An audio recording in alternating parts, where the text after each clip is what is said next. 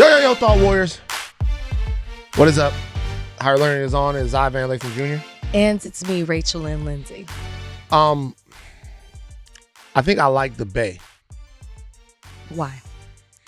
I like the Bay a lot. Why? You know what I'm talking about? The Bay? San Francisco? Well, Bay Area? The Bay Area, the whole area. Yeah. San Francisco, Oakland, Vallejo. Have you even been up there? A lot. I used to go up there a lot. But I haven't been talking about the Bay. Let me tell you what happened with the Bay. Okay? Starting off with the Bay here. First of all, like, comment, subscribe, share. Higher Learning is on the upswing, but it'll swing up more when you guys share it to more people. Share it around. Also, vote NAACP.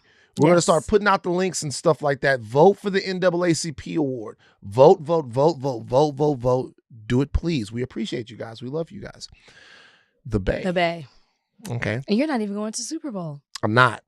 So you don't love it that much. Well, I got to stay here because the AFCO Awards. Oh, yes. And so shout out to Gil Robertson from the AFCO Awards. We were supposed to be producing awards. You told me at the last minute I was already going. You said fuck them. I did not. I wrote Gil. I told him I was going to be out of town. Mm-hmm. Gil hit me. Gil was like, who she thinks she is? Well, we wanted her to be a presenter fair at the Black Award Show. Who does she think she is? They told me at the last minute. That's true. I really would have loved to. Such an honor to be asked, which is what I told Gil. Yeah. Gil is like one of the most important men in Hollywood. Whatever Gil wants, we'll do it. The Bay. The Bay. So there's one person who ruined the Bay for me. Okay. So it's ruined now. No. It's not ruined, is the point. There's a guy named Graham Drake. Okay? Graham Drake. Why does it sound familiar? He's a brilliant biracial brother from the Bay. Were there, let's face it, a lot of biracials up there. There are actually, yeah. Yeah, it's a lot of biracials up there. So we used to be on the threads. Shout out to all the Gmail threads back in the day. We had Gmail threads. Oh. We had Gmail thread where we would debate issues. There was a bunch of lawyers on this thread. Okay. It was Jabril. It was Lauren Bell, who went on to become a U.S. attorney. Jim, John, okay. These guys are Nigerians. Nice. Okay. Jabril and the people that he went to. We had Hans Metcalf on there. Well, no, Hans, whatever. It was Hans was on there. Know. All of these people were people that Jabril went to Stanford with. Okay. And we're all these Ivy League, I went to Harvard, I went to Duke. And we all debate. All we would do is debate. And Graham would go so hard for Oakland and he would go hard for the Bay. He would be like, the Bay influenced everything that ever happened. He'd be like, you ever eat ice cream before? That came from the Bay. You ever rode on a bike? That's the Bay. Okay. You ever dance, sing? You ever shout? You ever have sex? The Bay invented all of that. So after a while, he kind of turned me off of the Bay. Everything had to do. You don't say. He did. Because he kind of sounds familiar. Like what did I do? Tell me how I do that. Because this is what happens on Higher Learning. Baton Rouge, Louisiana, Gardier Lane. Okay. Why do I even know Gardier? Is that how you say it? Okay. Yes. Why do I even know that? This is fair. I'm from Baton Rouge. I'm telling you, you guys don't know. This is where I came from. Gardier Lane. Gino knows. Ryan knows. McKinley High School. Shut up. Keep it going. Hey. See how it gets turned around on me? I'm just saying it sounds familiar, but go ahead. That's a fair point. Okay. So this kind of, maybe this turned me off of basically the Bay. Like you'd say something and Graham would be like, yeah, they can't fuck with Skyline High, Oakland Tech. I'd be like, whatever. But I have to be honest, man, Graham was right about the influence of the Bay and about what the Bay has meant to overall culture and to Black culture and to the world. You know why I'm into this now? Yeah, what brought you here?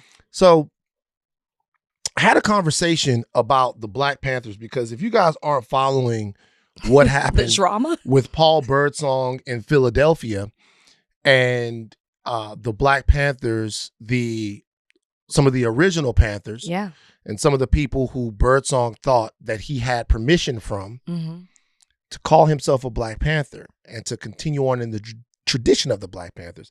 That's all gone to shit now. He ain't a Black Panther no more. He's a Black Lion. He changed the name. Now listen, we'll have more in-depth and robust discussion around that later. I hope to get an interview with Paul Birdsong. I saw that Queen's Flip, shout out to Queen's Flip. Queen's Flip went to Philly and spoke with Paul Birdsong. I cannot wait to watch that. Okay. Because I think that's going to be very important to see Birdsong and his Black Lion movement and what they really stand for, where they are.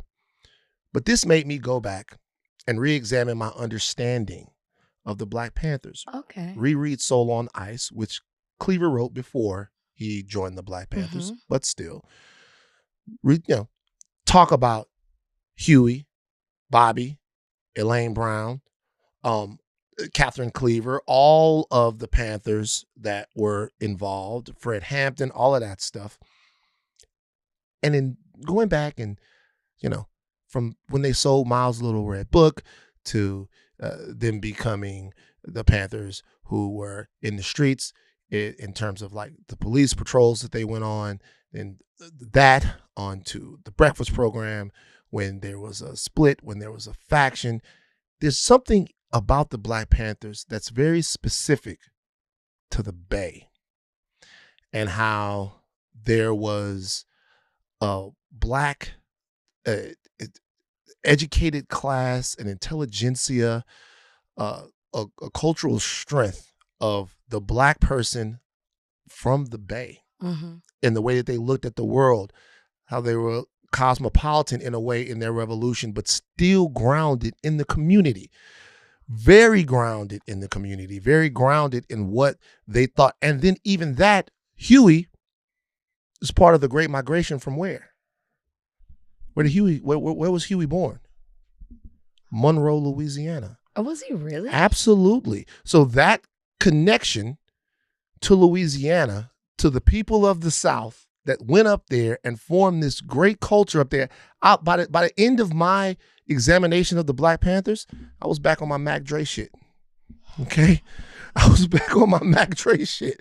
I was back because it just told the whole story. I just kept with the story. I kept with the story of the Panthers into the 70s and then some of the stuff that started to happen in the Bay in terms of some of the culture around some of the pimping and the pandering. Once those movements were gone into the night, by the end of it, I was on my Sugar T, Be Legit, the Click, E40, Mac Dre shit. Ask you what you listened to this morning coming in. Man, I was listening to Sprinkle Me. Oh, well, I mean. Tell Me When to Go. And then when I put that into the thing, the motto came on, and then that ruined the vibe for a little bit. It's a good song. It's a good song. It's like, it's a good song. But like, I just want to say, man, I don't want Graham to hear this and think that, I want him to hit me up and continuously talking about the Bay and all of that stuff like that, But he was kind of right, man. All of these pockets. I hope Graham's listening to this. All of these pockets of American Blackness. There's been, last thing I'll say about this, we've sort of homogenized our experience, and that's good. It's good for us to have a oneness. But man, get into the specific culture of South Florida, the specific culture of South Louisiana. Yeah, I can't say much about North Louisiana. The state kind of dies. Whoa. Now, my people are from the northern side. Don't do that. Makes a lot of sense. Oh, really? Does it make a lot of sense? It's like that. What kind of sense? Go ahead. Makes a lot of sense. Go ahead. I probably put hot dogs in the gumbo. No, I don't do. I actually big chunks think that's disgusting. Undercooked okra. They don't really make gumbo like that up north. That's more of a southern Louisiana thing. It's a different culture. You just made my point. But I'm saying it's a different Louisiana culture. Happen? No. You just made my point. You have your culture. That doesn't mean things die. It's just a different culture. The culture that I grew up, the tradition of Louisiana that I grew up in. We're back. You just made my point. They don't make gumbo up there. That's what you said. Yeah, it's a different culture. I don't respect it. It's the problem. Well, I think that means you don't respect me.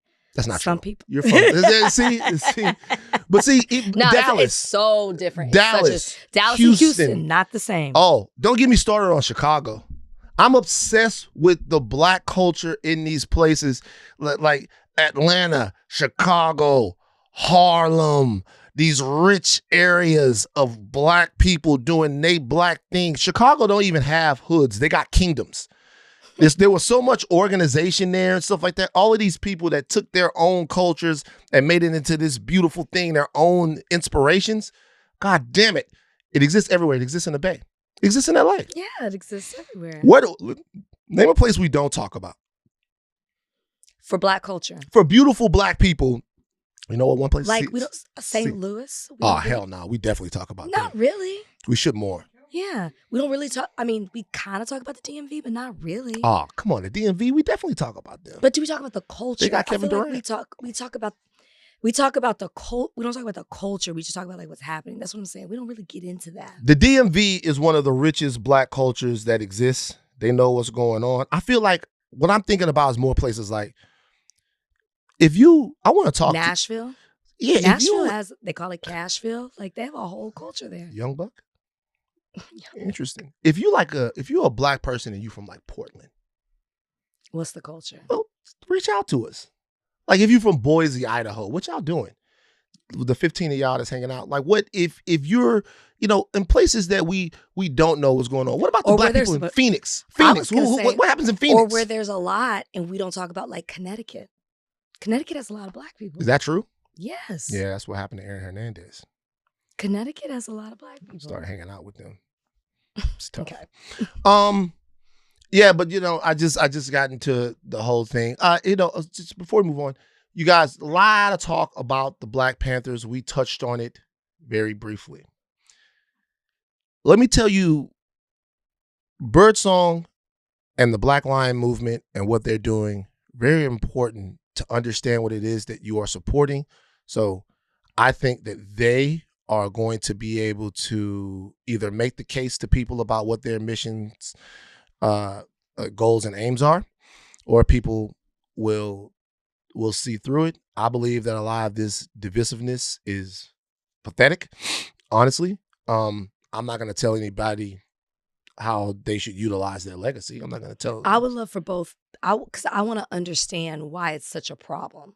So I would like, and I have not done any deep research into it by any means. I've just, seen it at a surface level. But I would love to bring somebody. They don't have to come on together because I'm not trying to do all of that.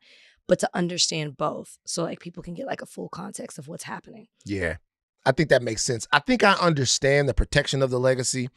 I do. I also think that for a lot of us, some of the conversations that I've been hearing aren't useful. The conversations that in a perfect world, or even in a good one, the conversation would be around educating younger people who want to take up the tradition of the Black Panthers into some of the things that the government did to fracture that organization and pull it apart, how they will be attacked, what some of the pitfalls would be. And even in that mentoring, in that brotherhood, that fellowship, you would be able to kind of see whether or not younger folk were doing the things that they are doing for the right reasons. So I'm excited about new movements led by younger people. And I'm always fascinated about some of the factions that exist, why we are just so hard on one another and all of that. But the story of the Black Panthers specifically, I really encourage you guys, even if you don't have time for the scholarship, if you don't want to read a book, if you don't want to do any of that stuff, which sounds like ridiculous to even say, watch a couple of docs. Understand the intentionality that the American government used to pull apart this organization. Understand some of the issues that were being had inside of the Panthers, some of the revolutionary mindsets and how they dealt with the treatment of women inside the organization, some of the things that they overcame. Just really understand what the government was willing to do to make sure that you did not look at your society in a different way. I don't know. I think people there was infighting and all of that stuff. Like there was purpose in assassinating, jailing, and destroying this group of Black nationalists and internationalists that wanted to stand up for their own communities. In Oakland, by the way. In Oakland, in the Bay. Goes right the whip. How should we start the show today? What should we do now that we went? That was kind of. I apologize, guys. It was off the top of my brain. But what? Oh, you want to talk about Melania Trump? Did you see it? Are you going to see it? It has not come out yet. It comes out. When does it come out? Well, as they'll be listening to it, it'll be out. It comes out Friday. You going to check it out? I will not. Why don't you go see it? Why would I? Because you support women. I do support women. No, you don't. I do support women, but it doesn't mean that I have to support Melania. I'm going to see it. You should, because I know your curiosity is getting the best of you, but you're going to, like, the idea of buying a ticket that contributes to Melania, Trump, the administration, whatever it is they're trying to do here, I'm not doing it. Yeah. I'm not going to go watch it in the theater, but I will watch it. Okay. There's this app, bootleg shit. Okay. It's funny because Melania is doing a press tour, and I feel like it's the most that we've gotten from Melania. You know, usually like we're just told about her or what she's doing, or if she is giving a speech, she's stealing somebody else's words. We don't hear a lot from her. She's doing the press tour. Have you seen it? No. There's nothing shocking, as I'm about to say this. I'm sure this is shocking to you. There's nothing interesting, riveting. I cannot find 1 ounce in me to care anything about Melania Trump. I saw a clip of her on Fox News. They were asking her, what's your favorite time of the day? You can't find one other question. Yeah. You can't promote Melania in any other way. That lets me know that there's nothing there. Now, I might be interested in her persona prior to getting with Trump, or how she got, like, that might be, you know, a little salacious and interesting. But her as a first lady, it's following her first, the 20 days, I guess, leading up to her second term in the White House. Yeah. Who's directing it? I don't know. Do you know who's directing it? Who's directing it? Brett Ratner. Ah, shit. Now, if that doesn't tell you everything you need to know, guys, Brett Ratner, big Hollywood producer. Was he a director too? Yeah, he was the man. Brett, producer, director, Rush Hour movies. Guys start, know what guys start? Hip-hop. Hip-hop, music videos. Music videos. Has not directed anything since 2014. Why? Me too. Me too. Women came together, multiple women, like Olivia Munn, accused him of sexual assault and harassment. He has not done anything until this movie. He's got Epstein ties. He's been living in Israel. He's come back because he thinks this is going to be his entrance back, I guess, into the industry. If this doesn't say everything about the Trump administration, that the person who Melania says, this is a man who could really see her vision, that's why she picked him. Yeah. He's a predator. Now, of course, he denies it all. I have to say that. Yeah. But he's a predator. That's the director. He'll be back. Interesting thing about... Oh, he'll be back after this? Yeah, he'll be back. Do you know why? Why? Because I already believe that there was a quid pro quo for this. Something happened and maybe people didn't pay attention to it. Oh. What movie did President Trump demand that Paramount put into production? Guys, remember this? Who can answer this question? Bernard? Oh, Rush Hour 4. Rush Hour 4. Yes, oh. yes. Who directed those movies? Yes. And did Paramount agree to it, right? Yeah. Brett Ratner. Brett Ratner directed those movies. So he's going to be he's going to be 2 and done. 2 and done, whatever. I don't know how that works with what's going on at Skydance and all of that stuff like that, but I do know that President Trump said, hey, Rush Hour is one of my favorite movie franchises. He then commanded his vassals at CBS and Paramount to put Rush Hour 4 into production, and then Rush Hour 4 was put into production, or at least greenlit in some sort of way. Who knows if that movie ever sees the light of day. If it does see the light of day, I would assume that Brett Ratner would direct the movie. And if he is directing the movie, the question is it, payback or whatever? It's shooting this summer in Saudi Arabia and China, $100 million plus budget. I don't know if anyone had asked for Rush Hour 4, but it's happening now. I bet you that Brett Ratner is some way either directing, or look that up, whether or not he's directing, attached to direct, if he's producing, what's going on with Brett Ratner insofar as this. I have thoughts about Melania before we move on. Do you know how we talk about the sort of the degrading of the American leader?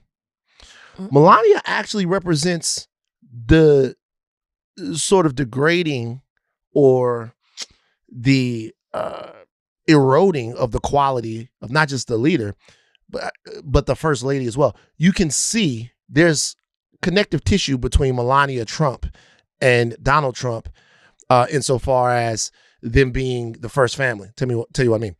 So if you look at the two first ladies prior to Melania Trump, you had Hillary Clinton and you had Michelle Obama. Now, we can talk about Hillary Clinton as much as we want. Laura Bush before that, right? So I wanted to talk about the Democrats, but let's put Laura in there. Sorry. No, it's my fault. So let's put Laura in there. Let's say Hillary, Laura, and then Michelle Obama. If you look at all three of those ladies, Laura Bush, educator, right? Yeah. Accomplished lady. Hillary Clinton, for all of the Hillary Clinton shit that we can talk about, for all of the stuff that we don't like, and the Clintons to me are mascots for the type of neoliberal, centralized, centrist Democrats that I've come to despise, right? It's just a fact. I'm sorry. I know that pisses you guys off. Pinko socialist talk from Van. And then you obviously have Michelle Obama. You have three people that in American society, you would have to connect yourself with ladies like this in order to be taken seriously as a president. In order to be taken seriously as a president, you'd have to connect yourself with women who were accomplished, women who were inspiring. Yeah. I want to be very clear on this. I'm not making value judgments. I'm not making value judgments about how people live their lives. I'm not. But Melania Trump is a trophy wife. And a trophy wife comes from a part of American society where the only thing that matters about your wife is how pretty she is. It's like what's legitimately on the outside. It's the only thing that matters. For Donald Trump, when he was walking into a room, that's why you have to have to trade them in and get a new one every now and again. For Donald Trump, when he's walking into a room, the way he's being judged by the rest of the guys in the room, it's not on the capability of the woman that is at his right or his left. Yeah. That's not what that's about. Because she's another thing. She is another acquisition. The thing that he's being judged on is how she looks. Of course. Is how beautiful she is. Even the story of I met her in this Eastern Bloc country, brought her over here. Look how amazing she looks. Look at all of that stuff. That's the thing. That's the most important thing. And so if you are searching for something more in Melania Trump to make a documentary about, it's probably going to be difficult to find it because that's not what Donald Trump was looking for when he chose Melania Trump. Right. What he was looking for when he chose her was somebody that he can bring into a room with the rest of the Wall Street guys and go, look how crazy she look, right? Look what this thing is. When I kind of bring this back to what we're talking about in our leaders is that for Barack Obama, George Bush, even Bill Clinton, for somebody who wanted to lead, there had to be calculation in the person that you chose. Somebody that was going to be somebody that you could invest into, that could invest in you, that made an American family that looked like they were worthy of the perch of the White House. And I'm not saying that's why these men married these women. I'm saying that these men took themselves seriously in terms of their careers, even George W. Bush. And that's the type of women that they ended up choosing. Donald Trump made a transactional choice when he married her, in my opinion. And now she's up there and it's not shit to her. There's nothing to it. And it also kind of reflects, I'm sorry if this is unfair to people or if this is uncomfortable with people that I'm commenting on a woman like this. It also reflects the superficial nature in which Donald Trump has lived his life the entire time he's been in the public eye. I don't think you're talking down. I think you actually said that very well. It's very true. Melania Trump, you could make an argument that as an educator with Laura Bush and the path that Hillary Clinton took in law and policy and politics, and same with Michelle Obama, that they all had careers that was aspiring them to be public speakers, to speak in front of people. There's a presence there. Melania Trump was allegedly a model, however you want to call that. I guess we're being very general in the term modeling or with the term modeling career, but that was never her goal, to be front facing in front of a camera, speaking, to be silent, to be seen, not necessarily heard from. I don't think that that's wrong to say. I think that that is the career choice that she made. And you could say that as well as who she chose to marry. So doing a whole film on her, I mean, like 20 days, or her doing a press tour where there's not much to her, and she's literally the least interesting person I've ever seen in front of camera. $70 million. So a $40 million budget and then a $35 million marketing budget. We'll see if that, but look, that entire deal from Amazon, just to be fair, that was a payoff from Bezos and Amazon to the Trump administration. All of your tech oligarch gods, all of your people that make all of this stuff, and we use it all, and you know, some of the stuff we need it more than others. All of them got right in line and right in bed with the president and all of his stuff, and that's why I hope that there is significant action to reduce that group of people, your technocrat, oligarch, Tim Cook, Mark Zuckerberg, Elon Musk class. I really hope that there's something that we can do to put the handcuffs on just how much influence they have on American and world culture moving forward. I can't see that pulling back. Well, we'll see. We'll see who has the balls to do it. We'll see if anybody has the political will and the balls to do it. We'll see. I just also want to say, and I know we know this, that Trump only cares about Trump, but man, you don't care about your wife, because you're setting her up for failure. I know I get the transaction between Amazon, Jeff Bezos, and like him to Trump, but doing it through a Melania film, you really don't care about your wife. This is so. I don't think that Trump would know the difference. I don't think he has any taste. No, I think that a lot of times when Trump says, "I think this thing is actually good," Trump, he actually believes it. I don't think he. And maybe they're living in a bubble. I mean, not to throw out the term narcissist, but I do think that he is very self-serving and only cares about things himself. I'm saying this highlights it even more, because you really don't realize how you're setting up your wife to be embarrassed. That's what this is right now. Every headline is embarrassing, whether it's a press tour, whether it's ticket sales, whether it's a country saying we're not even going to show this film here.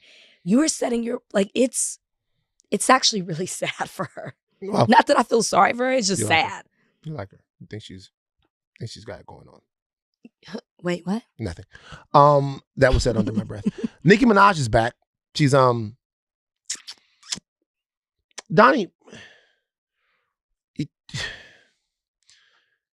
you know what's going on here? Donnie, you said it. She didn't go away. She just reappeared at a U.S. Treasury event in D.C. I think this was yesterday, 2 days. Let's listen to what she had to say. Hello. Well, I don't know what to say, but I will say that I am probably the president's #1 fan. And that's not going to change. And the hate or what people have to say, it does not affect me at all. It actually motivates me to support him more.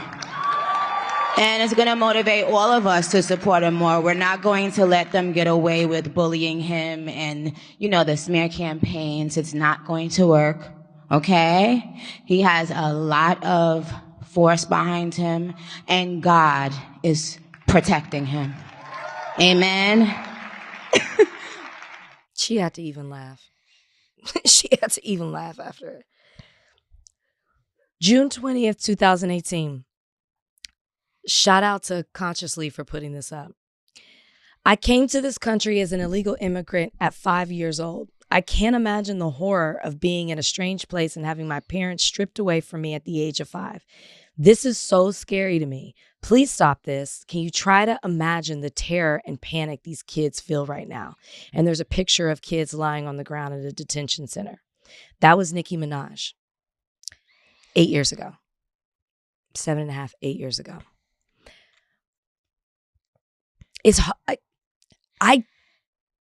I'll ask you this question. I'm not going to even go on a rant about Nicki because I've already done it. Nothing has changed. I feel the exact same way. I don't even care. But that's how I feel. My question to you is, I don't believe that Nicki really has any influence. I don't believe that Nicki Minaj, when we saw her at Turning Point USA with Erica Kirk, when we see her walking out hand in hand with Donald Trump now, talking about people bullying him and, getting her Trump card and, pledging to contribute certain money, she hasn't done it yet, to help fund Trump accounts. I don't know if she has enough influence at this point, not to be taken seriously, but to where it encourages people to follow suit and support Trump in the same way. They might support Nicki, right? Like they might say, which I got a lot of heat from the first time we talked about her. They might say, stop talking about Nicki. Don't say those things. These are personal attacks on Nicki.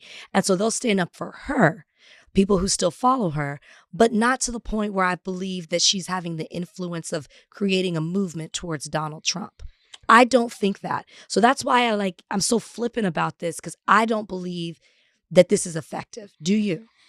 I don't think so. I don't think that it is, but I also don't know so much that matters.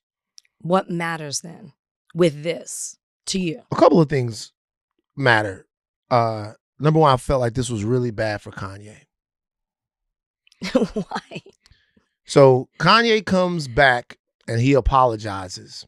I'm sorry, all of that stuff. Mm-hmm. And then 2 days after, Nicki does this. And everybody who was like, man, maybe we should go easy on Kanye, they go, nope, because I remember this. This is how it started. And this is the same thing. I remember this same thing. That tweet came from 2018. Mm-hmm. Me and Kanye's interaction came in 2018. Mm-hmm. And Kanye meeting the president and doing all of that stuff, that was right around that same time. So it's interesting that she was on that then and he was on that then. So I think for a lot of people, for myself, I was like, I remember how it started. This is where it began. And for a lot of people, there's going to be an echo there where they go, this is someone who doesn't seem like, and I'll be honest and try to also be sensitive, that they are completely in their right mind right now. And they are in a position where their platform is, and their past and their star status is being used by the administration. Mm-hmm. And when Kanye would be talking, centering Trump, or talking to Trump, should I say, talking about Trump, to Trump, whatever, it didn't seem like there was a real understanding of what was happening. And with her, it's the same way. I'm not excusing it. I'm saying, to me, that was like a shock to my system, to where I was like, this is a thing that I've seen before, and it can get really, really bad. It can go even further than how far that it's already gone. It can get to a point we can start with Donald Trump, and then it can end in a iced out swastika. This is like a road. It's a journey. It's something that happens. I think a lot of things about this. I think, number one, I want celebrities to understand that right now, when you join the MAGA wing of the celebrities, that's the chilling circuit.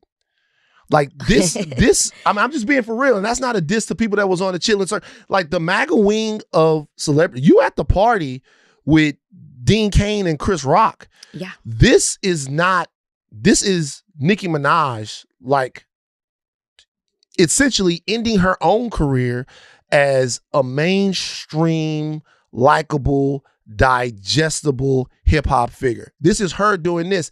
I'm seeing right now Stacey Dash hop around and try to be cute, beautiful Stacey Dash like we knew her before. That's gone forever. Mm-hmm. You ruined that. Mm-hmm. And I tried to have this conversation before.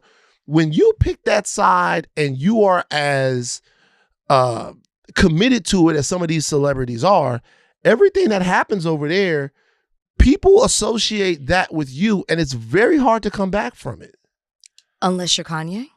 Well, Kanye and we'll see, but I mean, I feel like, you said 2 days later, she came out and did this. 2 days later, he also announced the date for his new album. Right. 2 days after his letter. I mean, Kanye obviously was sitting down, smiling with Trump, endorsing him, all the things. I mean, he was one of the first that we really saw do it. And I feel like we don't talk about that as much anymore, obviously, because he's done so many more racist and bigoted things. But Kanye, you could make an argument, was the first. And I don't know. No, I did make the argument. So, but in regards to, because like you're calling out Nicki, obviously huge name, super influential. You spoke on the podcast about what she's meant to so many people, you know, just her presence and how different she was. And she spoke to people in a way and they felt seen in a way that they hadn't before by a celebrity like that. I mean, you're saying she's done. No.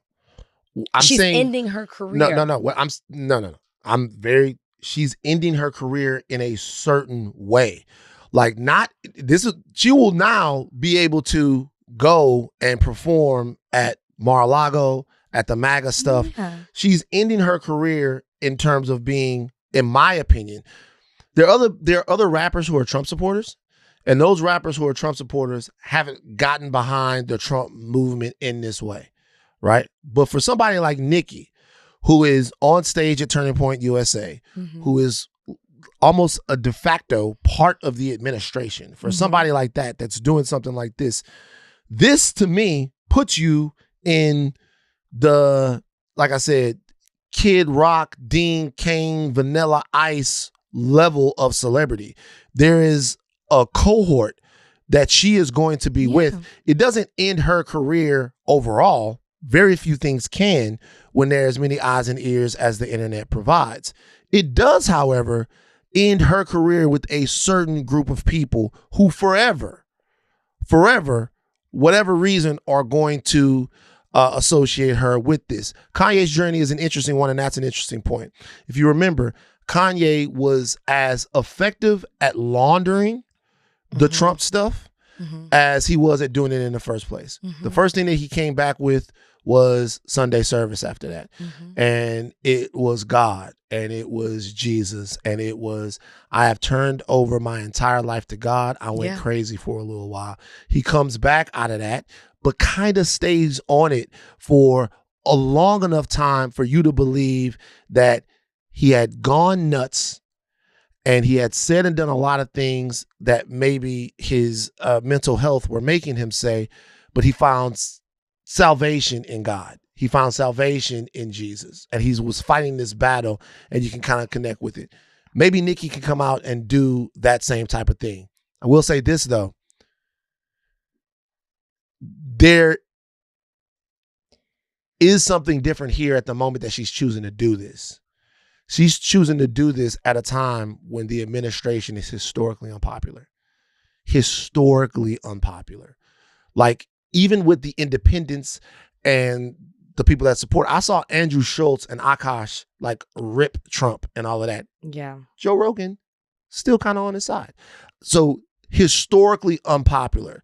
Tim Dillon, all the podcast bros that have come out. So she's getting down with this at really a low point, in my opinion, for the popular project of MAGA Trumpism. Does that mean that Nicki Minaj won't be able to come back to a very forgiving Black community or world community and go, hey, whatever? It doesn't, but it's certainly a choice to me from her. No, it's definitely a choice, but I just think of it in the Kanye sense. I think if Kanye is able to come back, because I think you could make an argument that he's done worse than Nicki, and Nicki might keep going. We don't know, but if Kanye can come back, Nicki can come back. Can I tell you something else though? Nicki Minaj is a big star. There's levels to this. I don't want to take it here, but what do you mean? What do you mean there's levels to this? Because why are there levels to it? Is it in any way gender specific? Could be. I was like, I don't want to go there. But so it could be that all of this is a calculation in it.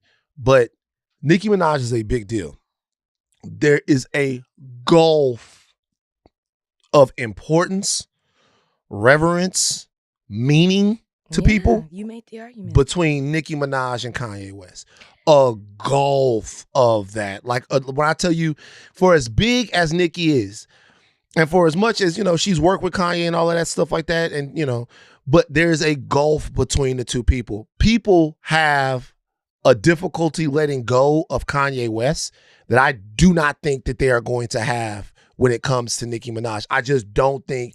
I think to her fans, they are fighting the Barbs. Mm-hmm. A lot of the Barbs are fighting a battle amongst themselves. But for a lot of people, it's just, they don't, all of the lights, that shit is not the same. I mean, I'm just being for real. It's tougher. We'll see. It's tougher. I will say this though. Nicki has now, I guess, gotten the Trump gold card or whatever like that. Yes. I want to say just something real quick.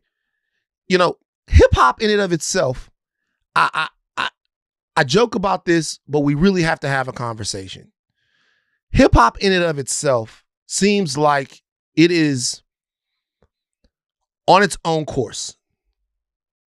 There was a time where at least I felt, and maybe I'm wrong about this, there was a time where at least I felt that hip hop, the needs, the wants, the concerns, and maybe I'm wrong about this, of Black culture and the Black community, it was important to be aware of those as a rapper.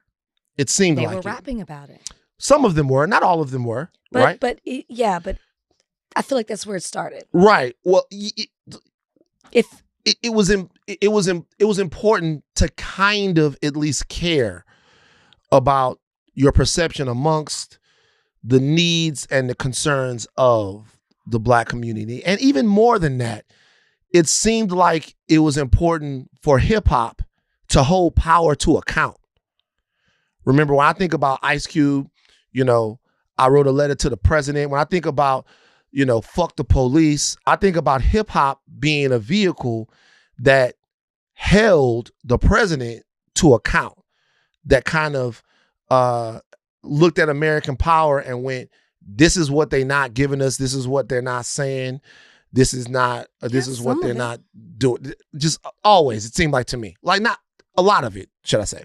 Now, I will say that the president that actually changed that was not Donald Trump.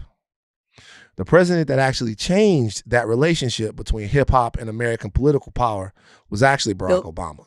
Oh, I was just thinking. No. It was actually Barack Obama. Barack Obama was the one that became the president that, you wanted to, there were hip hop songs about him and all of that stuff. But even that was in a tradition of celebrating blackness and what it was blackness, right? For sure. There's been a commodification of hip hop music and a dedication to just simply attaining in hip hop that's gone along with the concept of chasing the bag that has, in a lot of ways, totally disintegrated what I feel like is a lot of rappers' sense of responsibility to the places in whence they've came. And I'm not just talking about political movements or who you might support, whatever. I'm talking about people being irresponsible about things like Black Lives Matter or mass protests, people being irresponsible with things that have to do with like race. I'm just an irresponsibility on behalf of that class of artists that has been really pronounced and very direct in the last 15, 20 years, right?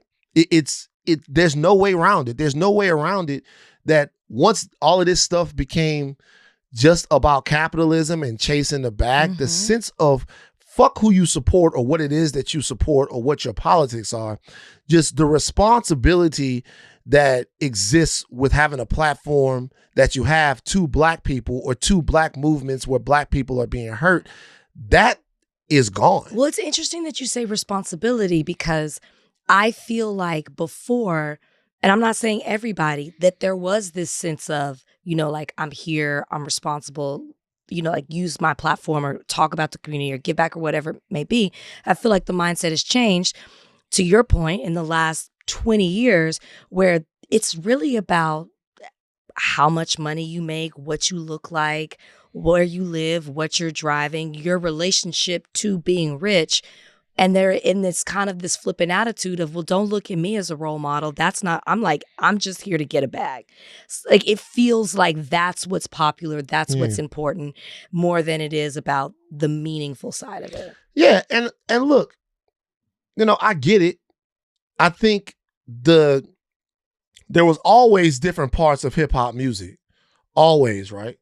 The interesting thing about the career of Jay-Z is that he would outwardly discuss this schism within him, because there was never, ever, ever a portion of Jay-Z's career where there wasn't something more to Jay-Z than just, I'm the flyest guy.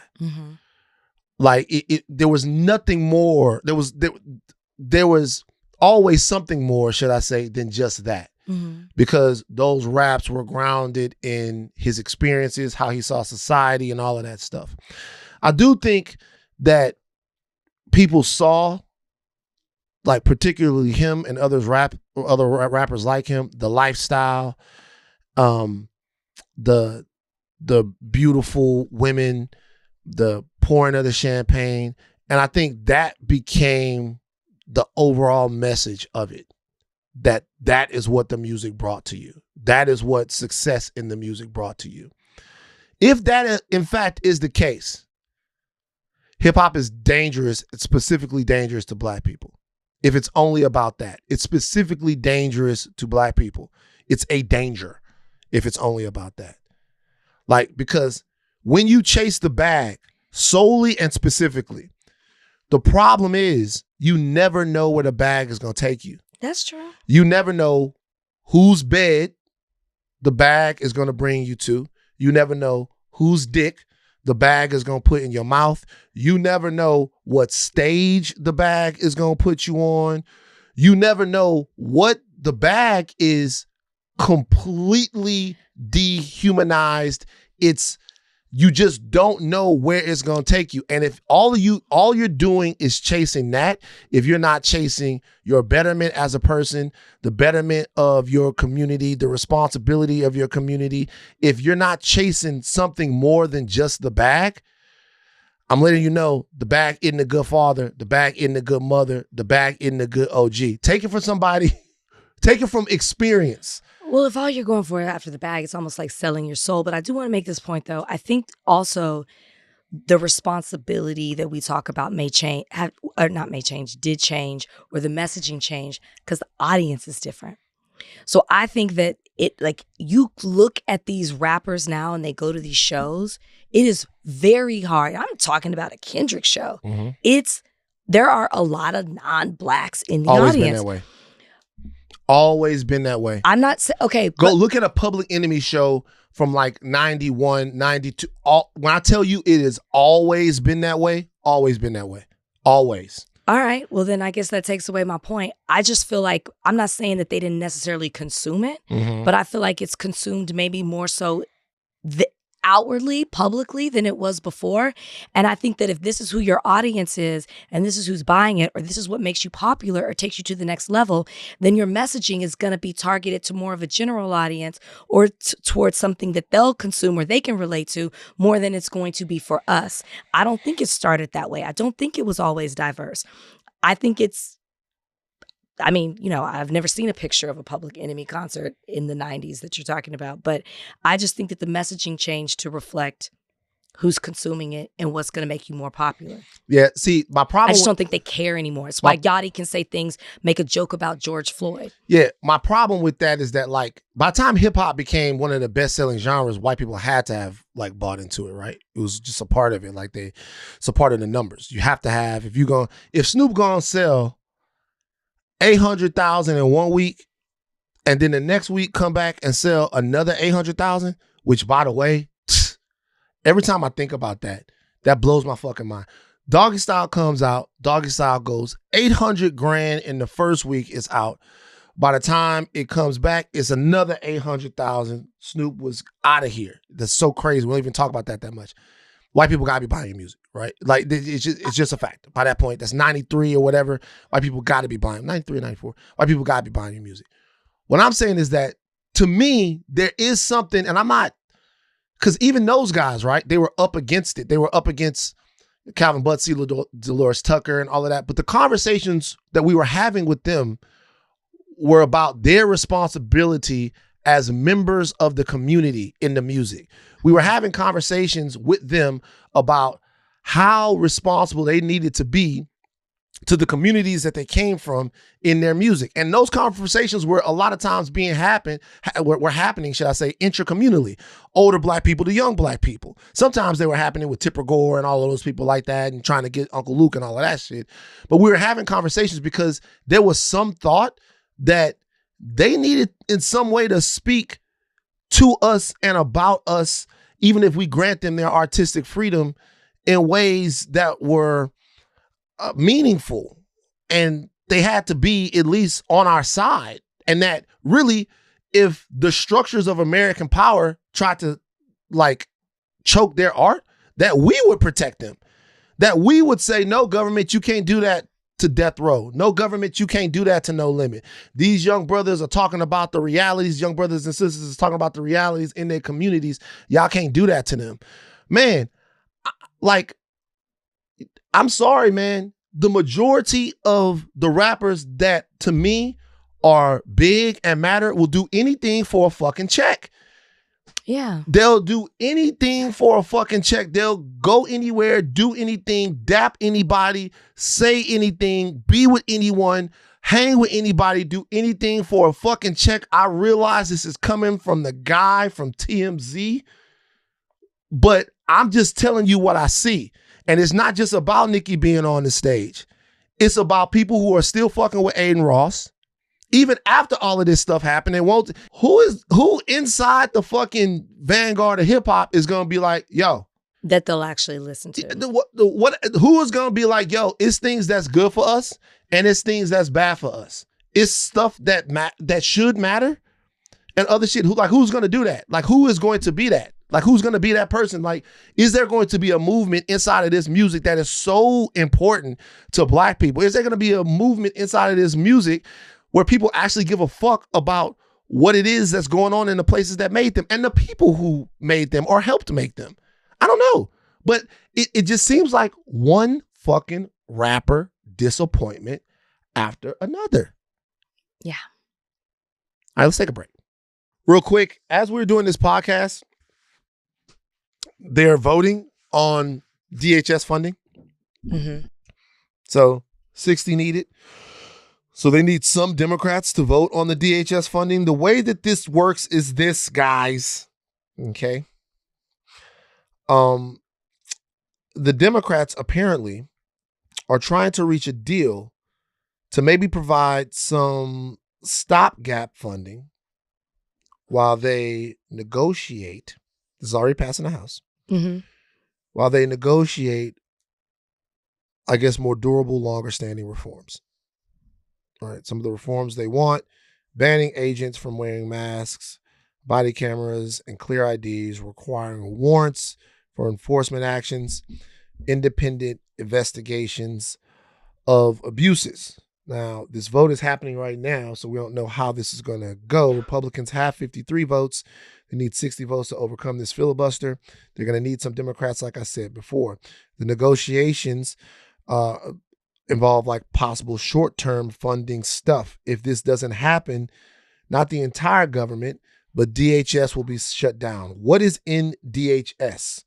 ICE, CBP, Border Patrol, you guys know those. Those are the bad guys. TSA, FEMA, and USCIS.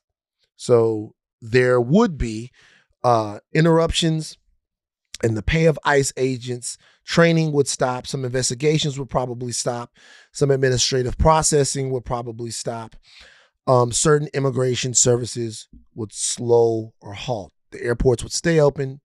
The TSA, which a lot of hardworking Americans who seem to be in the crosshairs of all of this back and forth political infighting or fighting in Washington, they would once again go to working without pay,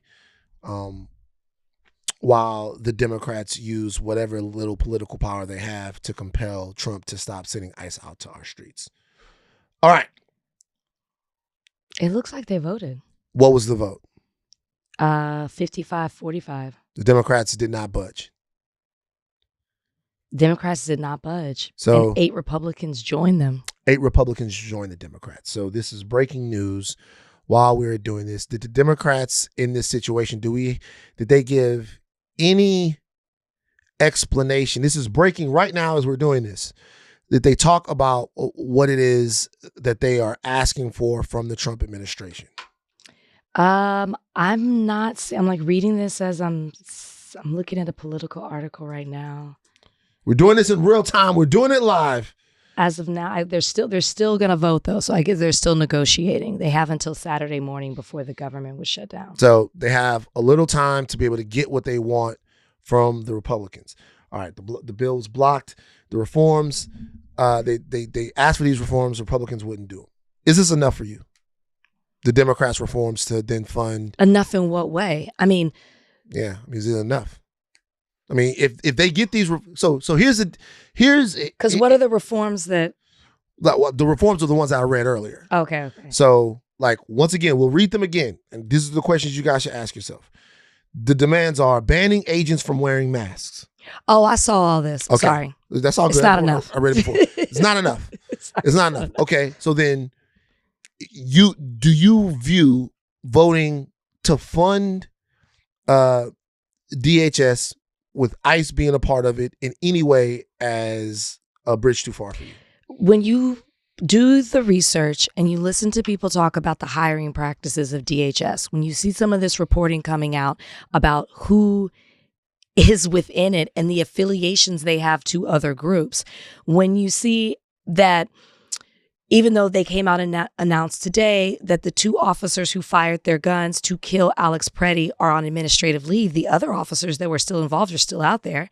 And I would argue that the administrative leave was only happened because of the pressure that is happening from the people in Minnesota that they're putting out there. Before, it was reported that they were just repositioned to somewhere else. So the thought process within DHS is to reposition people who killed someone who was not even a threat. Mm-hmm. That shows me that there are deeper problems. Like, yeah, wearing the mask, the body cameras, sure, that helps, but it is so rotten to its core from the top to the bottom that, to me, this isn't enough. Well, obviously, I say abolish. Let me give you 2 different realms of reality, should I say. Obviously, I don't want it funded. And I believe that ICE not being funded would destroy ICE. I think that ICE not being funded right now with the personality profile of the ICE agents that are involved in this, these guys not being paid with some of the pressure that's already on ICE in terms of public pressure. If you halt some of this stuff, if you halt some of these actions, I think that you'll see probably mass defections of ICE agents in cities all over America. We will see then if somebody tries to work a go around or something like that. There are all kinds of illegal ways that they could end up trying to fund these guys and do all of this stuff. Mm-hmm. We'll see, just how much infrastructure there is on the other side to keep these gentlemen paid or keep them involved. I believe right now the morale is probably getting pretty low and the public perception is at an all-time low. And if you hit them in their pockets right now, that you could deal a significant blow to the long-term and definitely the near future of ICE operations in the country. Mm-hmm. That's what they should do. Mm-hmm. That's not what they're going to do. Mm-mm. They're going to cut a deal, mm-hmm. and they're going to find a way to fund it with all of those reforms in it. Mm-hmm. They're going to do that, and then this is what's going to happen. The same thing that's happened a couple of times before is going to happen again. And what you are going to find out is that these reforms are not enough, because in many different cases in American life right now, reform is not enough. Correct. I assume you're referring to police reform. Lots of different types of reform. To me, the reform is the R word. Oh. That's the R word. A lot of these systems need to be broken apart and put together something else. Reform to me is it's a way of pulling the wool over people's eyes and making them think that you're doing stuff. Some things can, like, I guess there are a couple of things that can be reformed, but like, nah, but this isn't enough. Okay, yeah. Like you're wearing. Okay, they're barred from wearing their mask. All right, requiring them to wear body cameras. What happens if the camera doesn't work? What if they say it's broken in the process? What if they turn it off? What's gonna happen? Like, it's just, there's just so many things. Like, it's when I say it's rotten to its core, it's some of the reporting that has come out specifically of what they're doing in Minnesota. Right. Mm-hmm.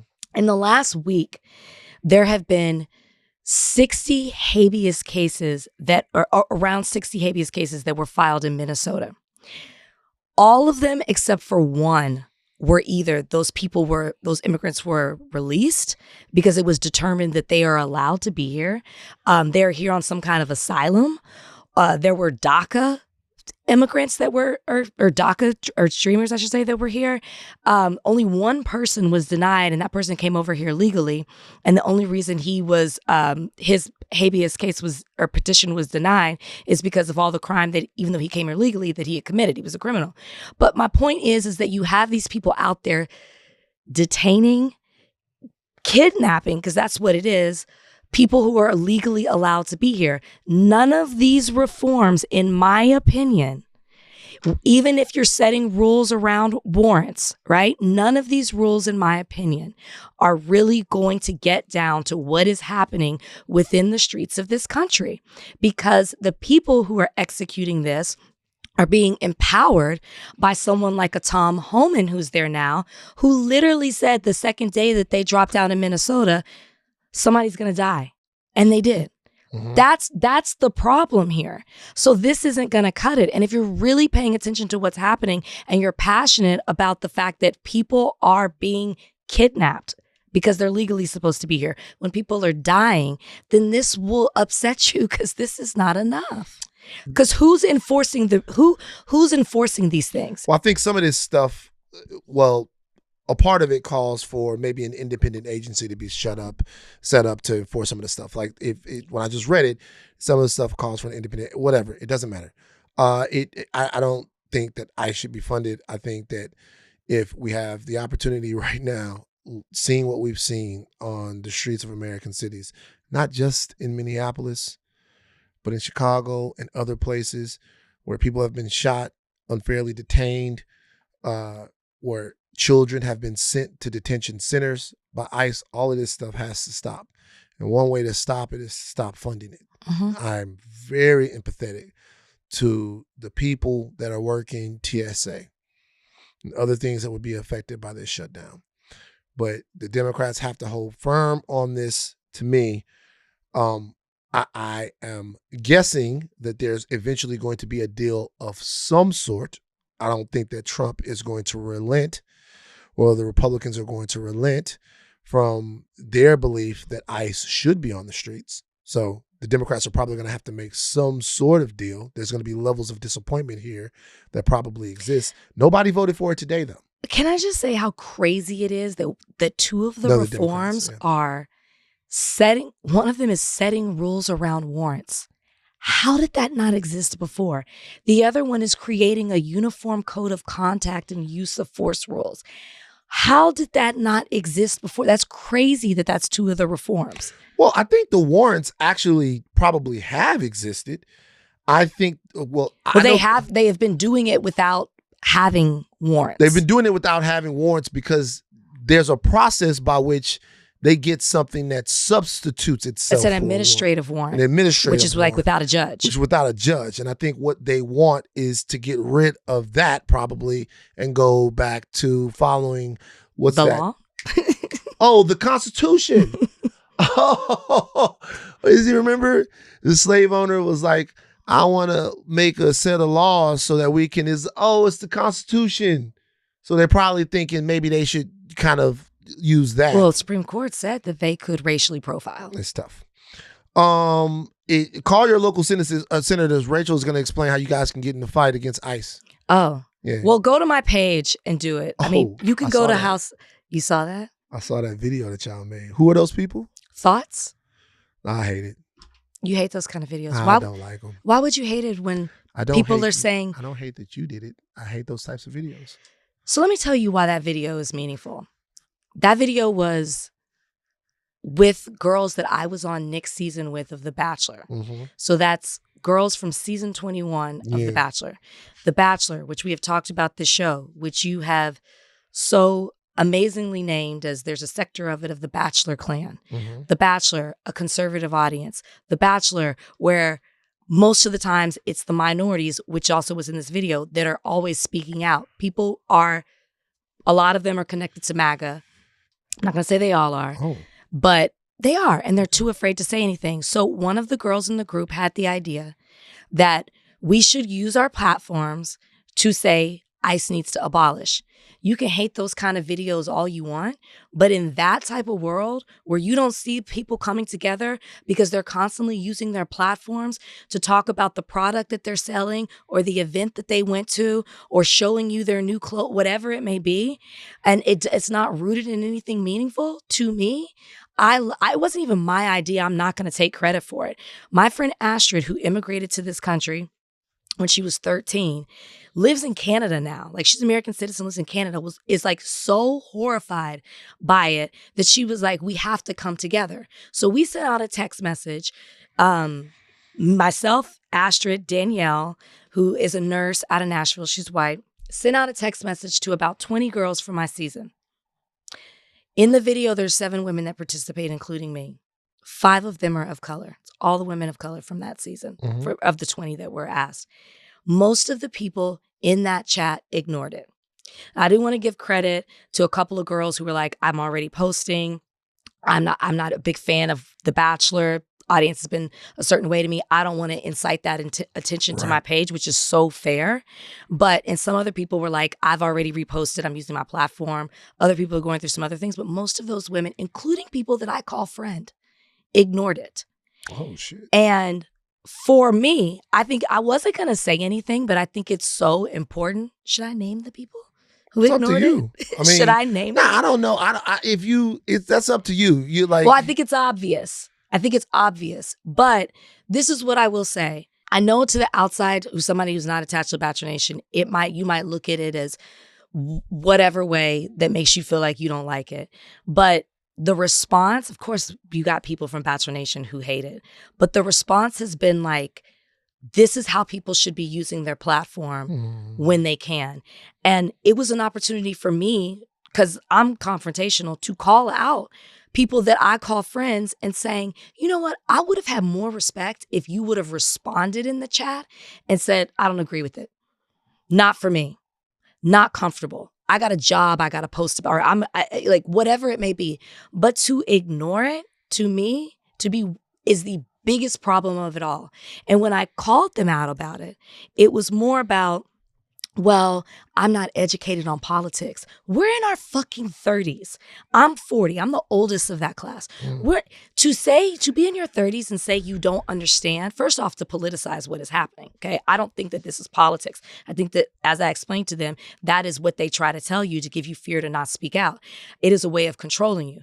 To not care, to not know what's happening right now in the world, you can't ignore it. You can't escape it. You are being willfully ignorant, or you just don't give a fuck. And to me, that's frustrating to me for somebody that I call friend, because I am trying to reason if I want that type of person in my life. It's not okay for you to just sit back and sit in your bubble, because what I told those girls is the reason that you are able to do that is your privilege. Your privilege allows you to continue on in your life like nothing is going on when people are dying in the street. And of course, this has been happening. But for you to turn away, I don't know if I want to be affiliated with that. That's a problem. And they actually were pretty receptive to the ones that I talked to, what I had to say. And, I guess it's up to me to see how they move forward from that. Because I'm not going to pressure anybody that they had to be a part of the video. But I think it's very telling that it's all women of color and immigrant, and then one other white woman that wanted to participate, while the rest of you just continued on with your lives as if nothing else is going on, because your privilege allows you to do that. Interesting. And I was not going to say a thing, but like, fuck it. But like, yeah, you feel like Batch, very well said, by the way. Do you, okay, to the point that you're talking about right now with the people, as far as the people wondering why, I just don't, there are a whole bunch of things that for a good cause that, you know, just, I sometimes find them cringe. You know, this video wasn't cringe, but it literally wasn't cringe. For me, it was important that it said abolish. No. Certain things needed to be said. One, to tell people how they can call their senators. Right. The other was, I want to be very matter of fact. I believe in abolishing it. I wasn't going to tiptoe around it and be like, you know, skirt around the issue. Yeah. I don't think that we're in a place right now, as you said so well before on the podcast, where it's either this or that. Right. Once again, everybody has different jobs. You do your thing. Everybody does other stuff. Celebrities and people with platforms have to use their stuff. Obviously, you know, sometimes it is what it is, but I think your passion around this, for everybody who knows, all of Rachel's passion in everything that she's passionate about is 1000% real. I think what I'm more interested in is not actually the question around the video itself, because the video is trying to do something good. So it doesn't matter who likes it or who doesn't like it. I think I'm interested in the more fundamental question about whether or not you're at the position in your life, or anybody's at the position in their life, that they can have friendships and relationships with people who stay silent in moments that feel this important. Yeah, and I want to be clear, like when I was talking to them, I said, you know, in 2020, I was like, it was rough for me. I mean, I was looking on people's pages, who's posting, who's not. I wanted people to be as angry as I was, and that was a lot. I let that go, and I have matured, and I realized that not everybody is going to use their platform in the same way as me, but they need to do something. So that's why I said, I'm not even against you saying I don't want to participate in this, but are you not bothered by what's happening? Are you not having these conversations? And it was eye-opening to me in some sense, because some of the girls I talked to were telling me that how their family is. Like, their family is very MAGA and very outspoken. And they were telling me how, you know, I'm not saying that I agree with it, but just hearing the other side of it, of how you care and love about somebody and you trusted somebody and they can believe these things. So there's this conflict of almost like, it's hard for them sometimes to like publicly go out against their family. For me, that would not necessarily be the case, but I can understand that that is hard for you. And I appreciated hearing that perspective. And what I was trying to tell them is, I'm not trying to force you to do anything, but doing nothing is an issue for me. Yeah. And so maybe it's not, I'm not saying you're not my friend, but it's like I have to restructure what my friendship may look like with you, because I can't reason the way that you're behaving. Yeah. And I really tried to say, you have questions, ask me, come talk to me. I'd be more than happy to explain to you certain things. It's just you saying, I don't know politics doesn't cut it. Do you know humanity? Do you not feel anything like an ethical obligation or your moral values being tested by what's happening right now? Or like that to me is the question. And I tried to explain to them that this is exactly what they want. And this is how they built their power, by the exact way that you're acting. I said, if everybody sits in their privilege and does nothing will ever change. You can't. I'm not directly impacted by exactly what's happening in Minnesota, but I'm not just sitting back and watching it happen either, because I can't help myself. Right. Yeah. All right. And so fuck them. No, I didn't say that. No, that's what I'm saying. Because you got me but going. I will. That was Rachel's most stirring speech. But fuck willful ignorance. So I don't like that. You cannot be willfully ignorant. You changed my mind on the video. I'm gonna make one with all of the player proof, and then we're gonna come out against this. That was really, really, really persuasive. Well, I don't want to take a video, away. but like what your passion is you know, about like, to cry? No. My eyes are red from my lashes. No. I'm angry more than anything. No. My eyes have been red they've been like this whole podcast. Yeah. No. I grew up privileged, right? But I still walk the world as a Black woman. Imagine if I was like, well, I didn't grow up that way. Like, that stuff that doesn't affect me just because it's not right at my door. Like, I'm just not built like that. And I would think that the circle of the people that I call friends are disturbed by these things. I guess that's what I mean. It's easy to look away. And I think that registered with them. I hope it did. They said it did when I said, you're doing it because you can. You have the privilege to look away. Yeah. You know what? We're going to talk about real quick about Ray J, then we're going to get out of here. We have Ashley Allison. We're going to throw to that. Here's the deal. Very simple. It's hard to respect people who don't respect humanity. I just want everyone to think about this because we talk about, political differences and whether or not you should hang out with people and be friends with people and stuff like that. Everybody has somebody in their life that you learn what they believe politically and then you like, damn, this is the same person I went to Fun Fair Park with in 1999, what I'm supposed to do now, right? I get that, I understand that. But I just want you guys to think, you go into a restaurant with someone and somebody that you like, somebody that you're friends with, and then they treat the staff like shit. You in a store with someone, somebody walks over, they treat the staff like shit.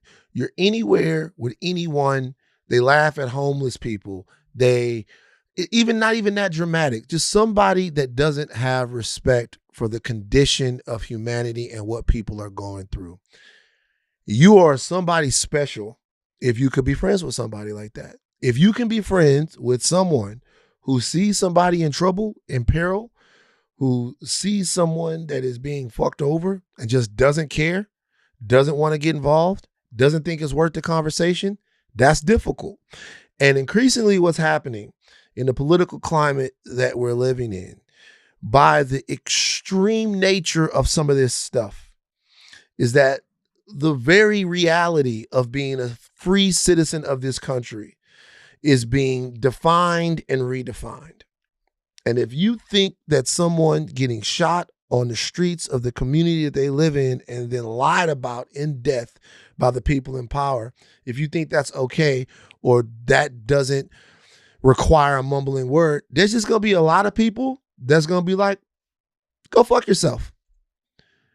And we're not talking about the tax rate.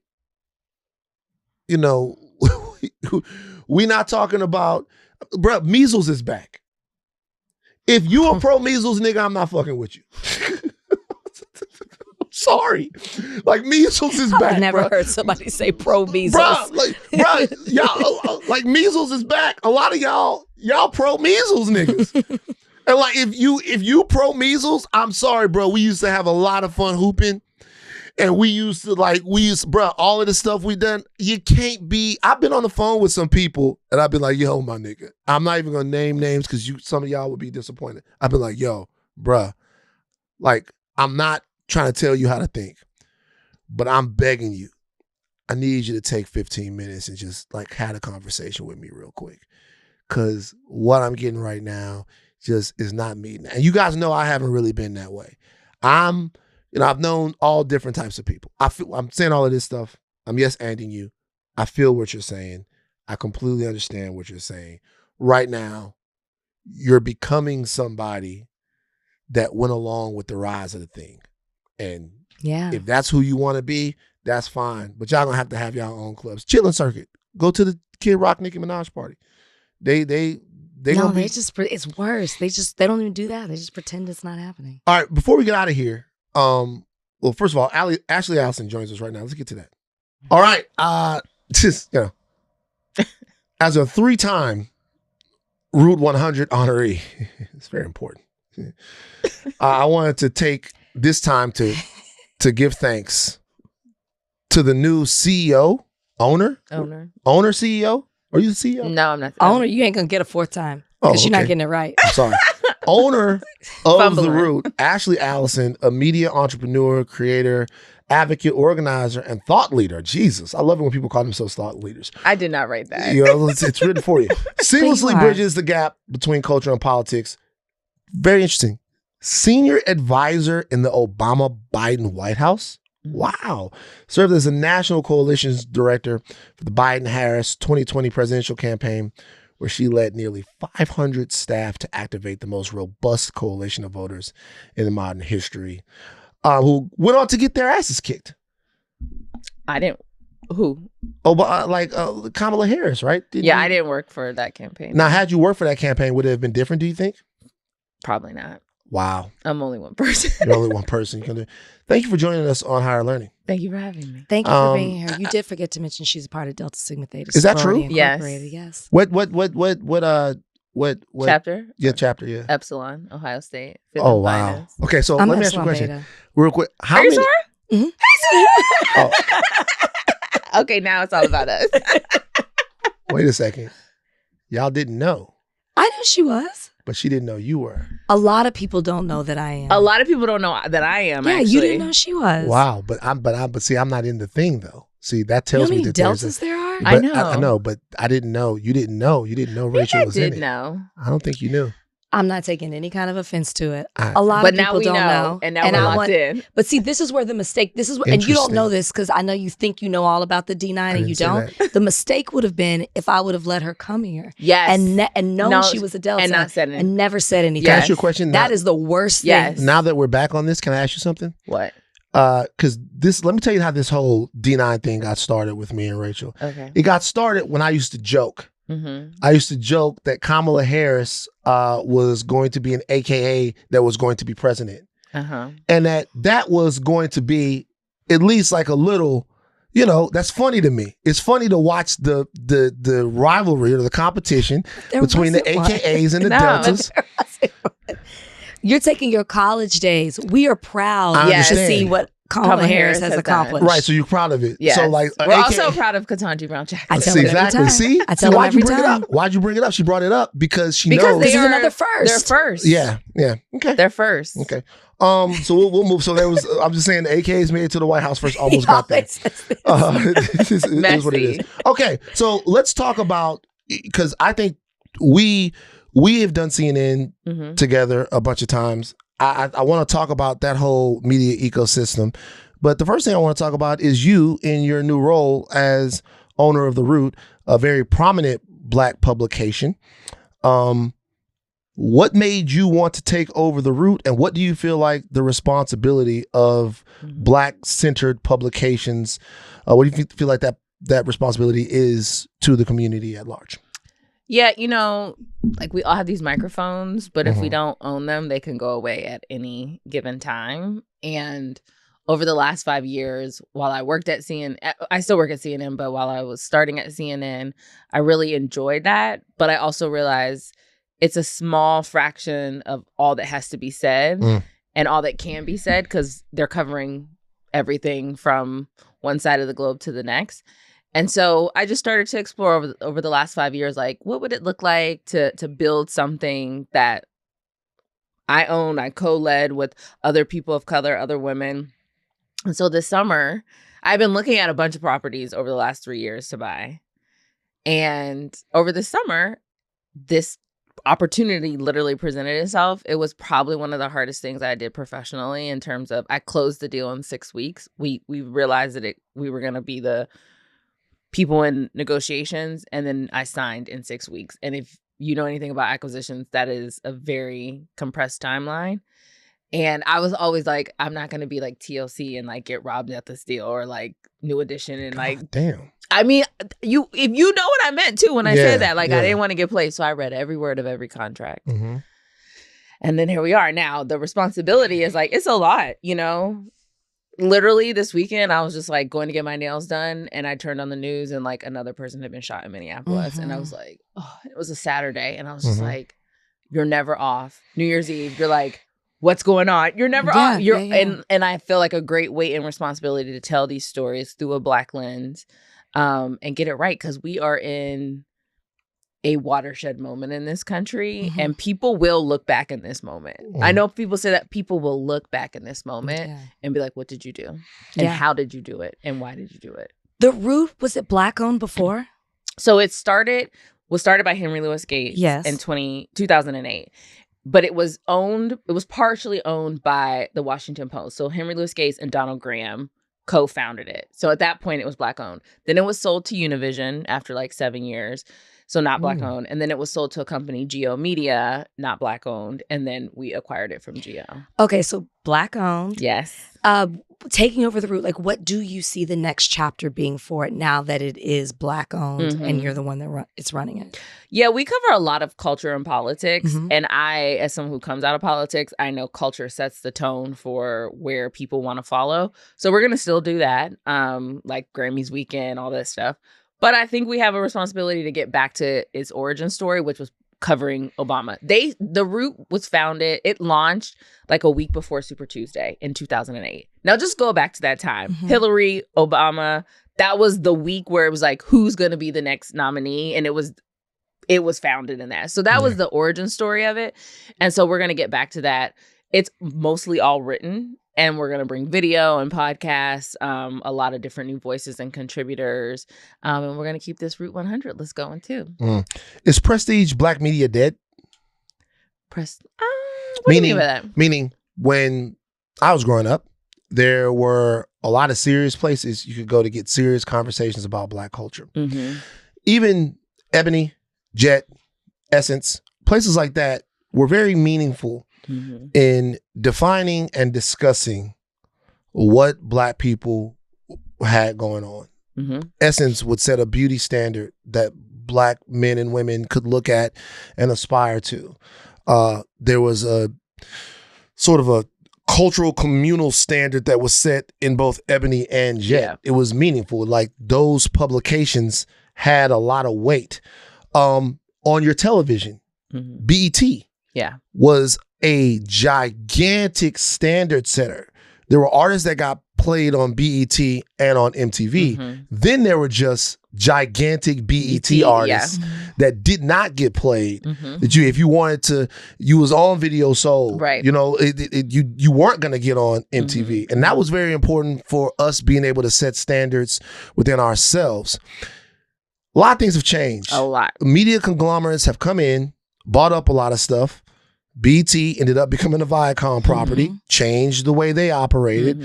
Now they're kind of on fumes. A lot of these other names only exist in branding. Essence is gigantic, but the Essence Fest is probably the biggest part of it. The Root is gigantic. The List is probably the biggest part of that, right? So the day-to-day exploration of Black culture through media on a prestige level, not what who said about whom going on, all of that's cool too. Does that exist anymore? Is that dead? I think it's dead across the board, not just in Black media, honestly. I think if you look at like the days of Walter Cronkite or the days, we just don't have that anymore. I think the challenge in this moment that keeps me up at night is like, can you evolve yourself to meet the moment and how people get it? I don't like to blame everything on social media, and I don't think it's a bad thing, but social media has really democratized how people get their information, how people can set their standards.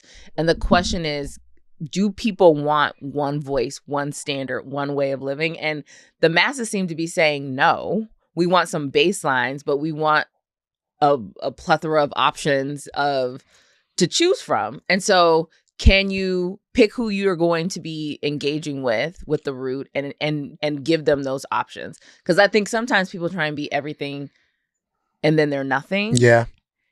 And we can't do this. I will say, like, the Root is not the last property I want to acquire. So the Root is going to serve a role in this ecosystem of properties. And it will have a standard. It might not be the standard that a 25-year-old wants to follow, and that's okay, right? It might be the standard that the millennials want. So, but I will say, people don't know this.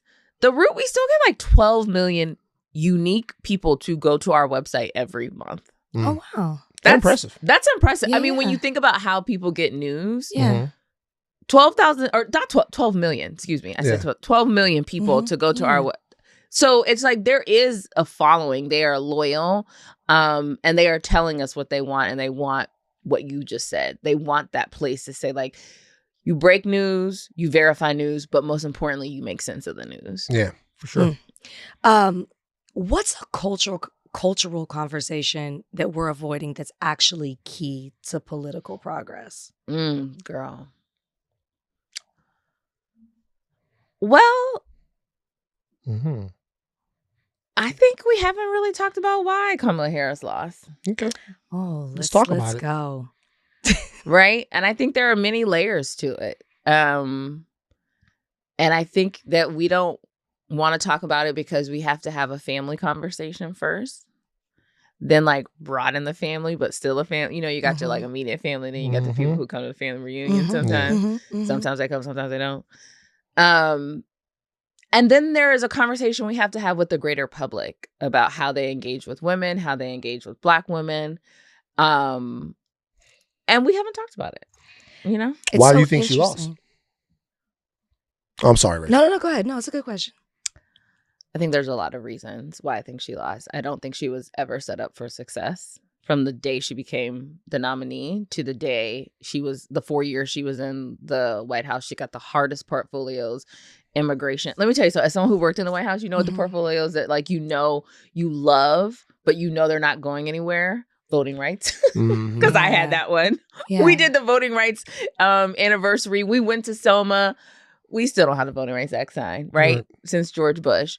Immigration. I mean, it's Donald Trump is the president and we're still having problems with immigration, right? So tough portfolio. I think being the first is really hard and you have nothing to compare yourself to.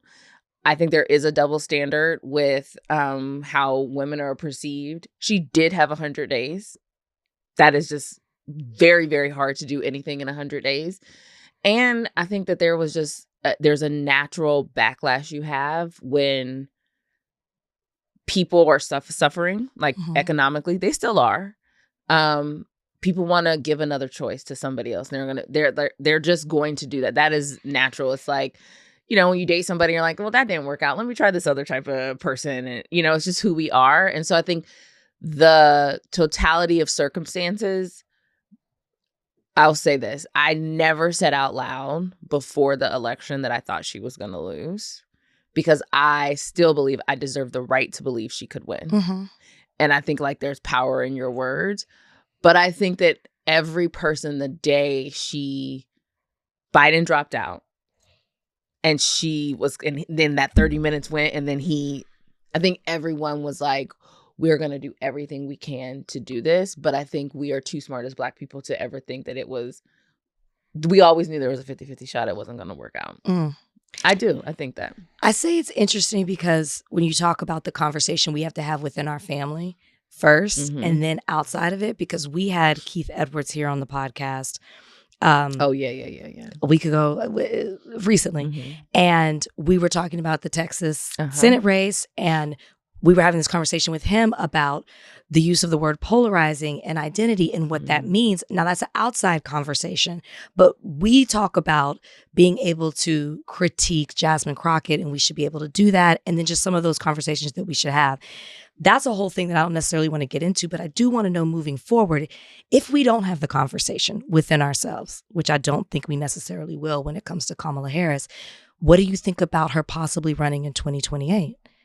I think if she wants to run, she should run. I think I said this though in 2023 about people who wanted to challenge Biden. Like, he deserved to run again if he wanted to. And if you want to run for president and you think you're qualified, you deserve to run too. No one just really stood up and said, I'm going to take this on. So if she wants to run, I think it is going to be hard for her to get the nomination. I do. I think that the field is going to be so crowded that it will be hard. But if she is the first of so many, it is unfair to tell someone with her resume, don't run. Because the reality is we would not tell a white man with her resume not to run. And so I just try and, now if I was advising her, I might tell her something else. But I think in the world we live on, we are allowed to do the things we want to do, even if someone tells us don't. Is there anybody they could have run with 100 days out that you think could have won? Could anybody with that amount of time have beaten Trump? Probably not. I mean, I think like Obama could have. I think, yeah, I think it would have been very, very hard. It would have been very, very hard. without 100 days. Like, it was going to be hard for Joe Biden to beat Donald Trump too. That's the thing. That's the part of the story that he should have never ran. He should have never ran. Yeah. He should have never ran. So I guess the 100 days that's a function of whatever, the intractability of the Biden camp. Yeah. And the fact that they couldn't see the writing on the wall. I guess my question is, it's, you know, there's two conversations. One is on the electability of Kamala Harris as the president of the United States of America. Mm-hmm. I think there were several reasons why, to me, that there were things that could have been done, right? I think there were just tremendous misjudgments that were made by her campaign, even though I think that the campaign was able to do some things really, really well. But let's just say you thought that Kamala Harris, let's just do a thought experiment. Let's just say that you thought that Kamala Harris wasn't a very good candidate for president.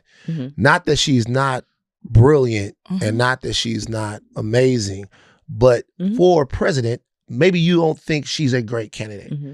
How do we have a conversation around the electability and the candidacy of someone that we have deep reverence and respect for, while also talking about maybe our entrenched misogyny and talking about some things that maybe we can't see, granting all of those conversations, but just also going, maybe this particular person isn't the best candidate for this particular office. Yeah. Is that even fair? Yeah. Yeah, it's fair. It's fair. But I just... you guys say that, man. It's fair, but this is the thing, man. This is the only thing I'll say is that it's fair, but we don't hold other people we also might not think hypothetically they're a good candidate to that same standard. Like, there are a lot of people who are throwing their hats in the ring for, like, symbolically right now for 2028. And we should be saying to those people, you are not a good candidate to run for this. Do not run. But I don't really hear those conversations. I feel like it is always just about her. And I just want us to have, like, a broad, like, nope, if we're going to do it. And then if they listen, they listen. But this is the thing why I think it's hard. This is a tricky conversation, is that did happen in 2020. Yeah, in 2020 with the primary, right? People were like, no. And so she dropped out. Buttigieg dropped out. That's what primaries are for. And I think because the Democratic Party did not have a primary like they should have in 2023 to ensure that the voters wanted it, we now have to have these conversations like, should we have... The family talk is not like whether or not she's a good candidate. The family talk is like how we look at women in leadership, how we have double standards, and why we do. Just even like, I know like you were joking, but it's like AKA versus Delta, right? Like, there are real things that are not us, but like Sam versus dark skin, right? For sure. White husband versus black husband. Those are all dynamics that people don't... I'm just saying, like, if you're going to have the conversation, that is the conversation that I think makes it more challenging, that we have at our coffee. We have one at girls' night during wine, but we don't have in, like, the strategy rooms when we're thinking about, like, debate prep. And that is, and you know why I think it is? Because I think sometimes the wrong people are in the positions to actually push those conversations. Yeah, I agree. No. I definitely agree. I also think that they're painful. They're difficult. Like, they are. It's painful. Yeah. If you legitimately look at a candidate and you go, no, I don't really like her, and then someone goes, that's because she's a black woman. Your first thing is to go, God damn, I don't like my mama. Like, you, and it's painful sometimes for you to come to terms with these things. It's difficult work. You'd rather just be like, I answered that question poorly or whatever. It's painful, difficult work. That's why sometimes when you have those conversations, they almost have to be had in trust and love, or you're not going to get nowhere. No. And they're almost impossible to be had in trust and love with a large group of people, because half of that group of people is saying, if you don't listen to me, you're a bad person. Yeah. And I'm not saying that that's wrong, but I'm saying that, like, That's the thing. Well, the other half of it is people get defensive, right? That's why you say it's painful. It's hard to like have those conversations with yourself and realize what they may be saying is true, and you don't necessarily want to admit that. But the reason we have to have these conversations is because otherwise we'll keep putting the same type of candidate in office over and over and over again, or we'll keep propping the same type of candidate up, which I guess is my question to you is, you know, having worked in the spaces that you have, just like in different areas, what is a mistake that you see? And I guess I really mean between the Democratic Party, because they seem way more united over there. But what is a mistake that we keep making over and over again in regard? And I guess this ties back to the question about political progress. So we can move forward. What do we keep doing wrong? So many things. Well, please, name it. Yeah, I know it's not one. I think that one of the things is that, like, who are we? Who are we? What world do you want to live in? Like, after the 2024 election, I started to do like some real reflection, and I'm like, is everybody actually fighting for the same world that I want to live in? Like, what kind of world do you want to live in? What kind of world do you? I'm not sure we all have the same answers. Now, there are many ways to get to a destination, but I got to make sure our North Star is the same North Star. Otherwise, I'm running to freedom and other people are running deeper into slavery, right? And so I want to have the question of like, who are we? What is the world that we want to live in? And I think there's some assumptions we make in the Democratic Party that then default us back when the pressure is on, when it's like a bill to pass or not to pass, a policy to push for or not to push for. It makes it hard if you don't actually know what your North Star is to then go to war. Right? Go to battle, like go whip those votes so that we can get what we have promised to people. And look, politics is hard and Washington sucks and it's hard to make any progress with the way the rules are set up. But I think that the question that we should be asking now is like, what is the world we want to live in as a Democratic Party? Literally. And not no like daffodils and roses on, no. Like, can you say the word poor? Do you understand why people are poor? Do you understand what actual racism looks like? Do you understand why we have never had a female president? Like, and what we have to do, what the long time commitment we have to make to change some of those things. I'm around a lot of people and I'm like, I don't know if we see the world the same way. It's like, those are questions we, as a party, I feel like we do, but they don't. They don't. And they don't have to. The other side, they don't ask those. Yeah, they don't. I mean, but no, they do. And I'm not saying it's right. They ask them very fundamentally. They do. They're very clear about, in my belief, of the world they want to live in. They take 50, the right legitimately decided in 1979, 1978, 1980, no abortion. And they spent 40, 50 years completely changing the spectrum of their political side to get rid of it, and they did it. I guess that's not what I mean. No, I agree with you with that, because I was not quite the same, but I was kind of having this conversation with someone of, our party is so diverse and they try to please so many different things to where I feel like sometimes it splinters the message to where you might have the same North Star, but maybe the pathway to get to that North Star is different, if that makes sense. Where with them, it's really just kind of simple, and it's either like you're for us or you're against us, and that's it. Like they're not, I guess that's what I more so meant. It's like the Democratic Party tries to please so many people because it looks so different, where theirs looks the same. And even if you are different within there, you still, it's like they just use you to push up their same message. I don't know if that's making sense. It is. I think, though, that I don't know if their party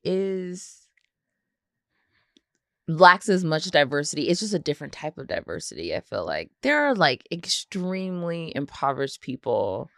Their party is, like, has some of, like, the poorest people that live in Appalachia and Bezos. Like, that's a spectrum, right? And as I was coming in, it just was like, 16,000 people were laid off from Amazon today, right? And so I think that is the diversity. I hear what you're saying. Like, we probably are a more diverse party, but I think the diversity looks different in some ways. But I think that they're pretty clear on the world they want to see, and it is pretty fundamentalist. Like, it is this versus this, this versus this. We don't need to disrupt too many social orders. And not just that, they're very clear on like how they want to get there. So for example, we think that there are interventions you can make to expedite to get to your, so for DEI, right? They're like, no, you're just going to have to work hard, and you still might not get it, and just work harder. We're not here to help anyone. If you make it, you make it. If you don't, you don't. And sometimes I think we're like, we'll help you a little bit, but not too much. And like, oh no, and it's like, what world do you want? Do you help people or don't you?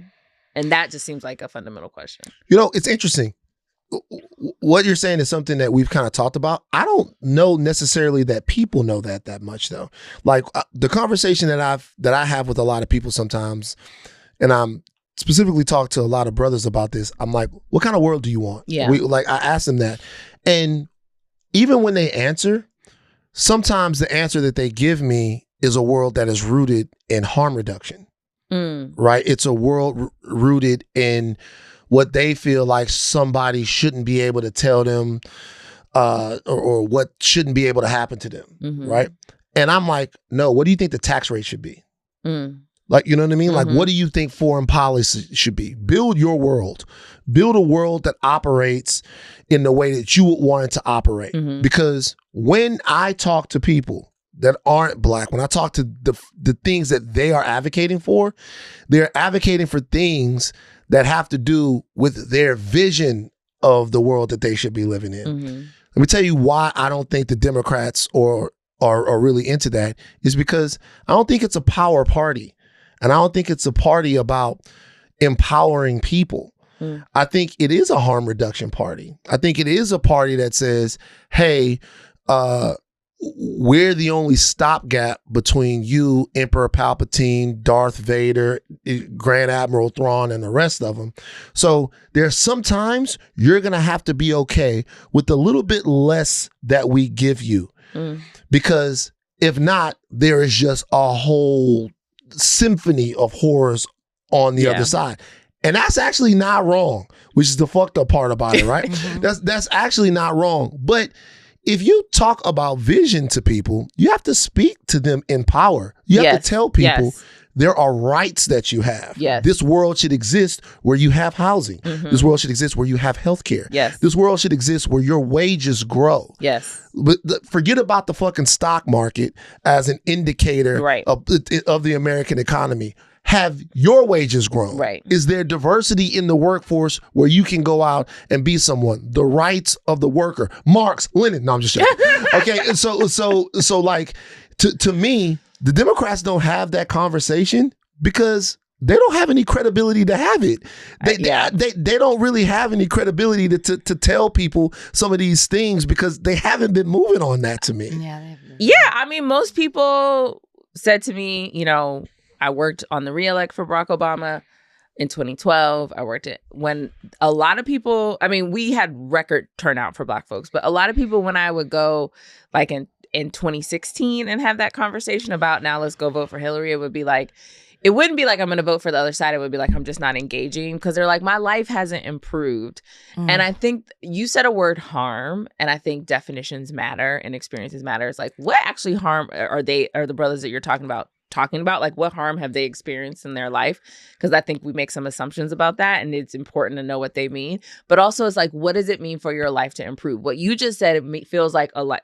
Wages increasing, housing, healthcare, that feels like improvement to me. But if you literally still are on the same block and you want to get off, that might not feel like improvement. And so you're like, maybe somebody else can get me off the block. Now, in 4 years, if you're still on the block, then you kind of are like, maybe no one can get me off the block. And so I'm just out, right? Maybe this is the condition and what I think you're saying and what I'm saying is that there is a space in this moment that people realize that the system is not working for most people on both sides of the aisle? And can we have enough courage to imagine the world we want to live in, which might mean we need to change some systems? You mentioned about like when it came to 2016, people just didn't. Yeah. We're like, I'm gonna step out of this one. In your opinion, what actually changes voter behavior? Is it facts? Is it emotion? Or is it trust? Or is it all of it? It's all of it. I think that at the end of the day, we are, I have a friend who says like Democrats want you to go see a documentary and Republicans make a like blockbuster hit, right? And it's like most people go see the blockbuster hit and not the doc, right? Like Melania. Yeah. Can't wait. The movie. Oh, right. Yeah. not tracking, you know? Yeah. But I think that most people, it's an emotional reaction, right? It's an emotional, like, I like it, I don't like it. And it's really hard to move from, you know, when you don't like something, you know how hard it is? Like, what's one thing you just don't like? Shit that I don't like? And don't be deep. Just say something like, I don't know. Like shit that I don't like. I don't know. I can't really think of something. What's something you don't like? Dairy. Oh, shit. Van, stop. Because it's white. Keep going. Yeah. That's crazy. I thought you liked dairy. But like, if you don't like dairy, do you know, and you are at a restaurant and somebody orders a salad, like a mozzarella and tomato salad, you're like, really? That's what we doing today, you know? And so it's just like that person just, you know, it doesn't matter how much you like that human being, you don't like the thing they order, so you're not going to change. Like, I don't like artichokes. I don't care. I don't like them. I don't want them. And nobody's going to convince me otherwise. So it's like, if you experience a human and you're like, I don't like that person, it's really hard. It takes a long time. You got to spend some time with them. You got to see them in certain situations to get you to move. So I think emotions. I think people do have to feel like they can trust you. Like, your word is your word. Like, nobody likes a shiesty person. Like, when you're like, there's some timing. Like, I was waiting to get up in the studio. I was like, if Van don't answer his phone. I'm podcasting.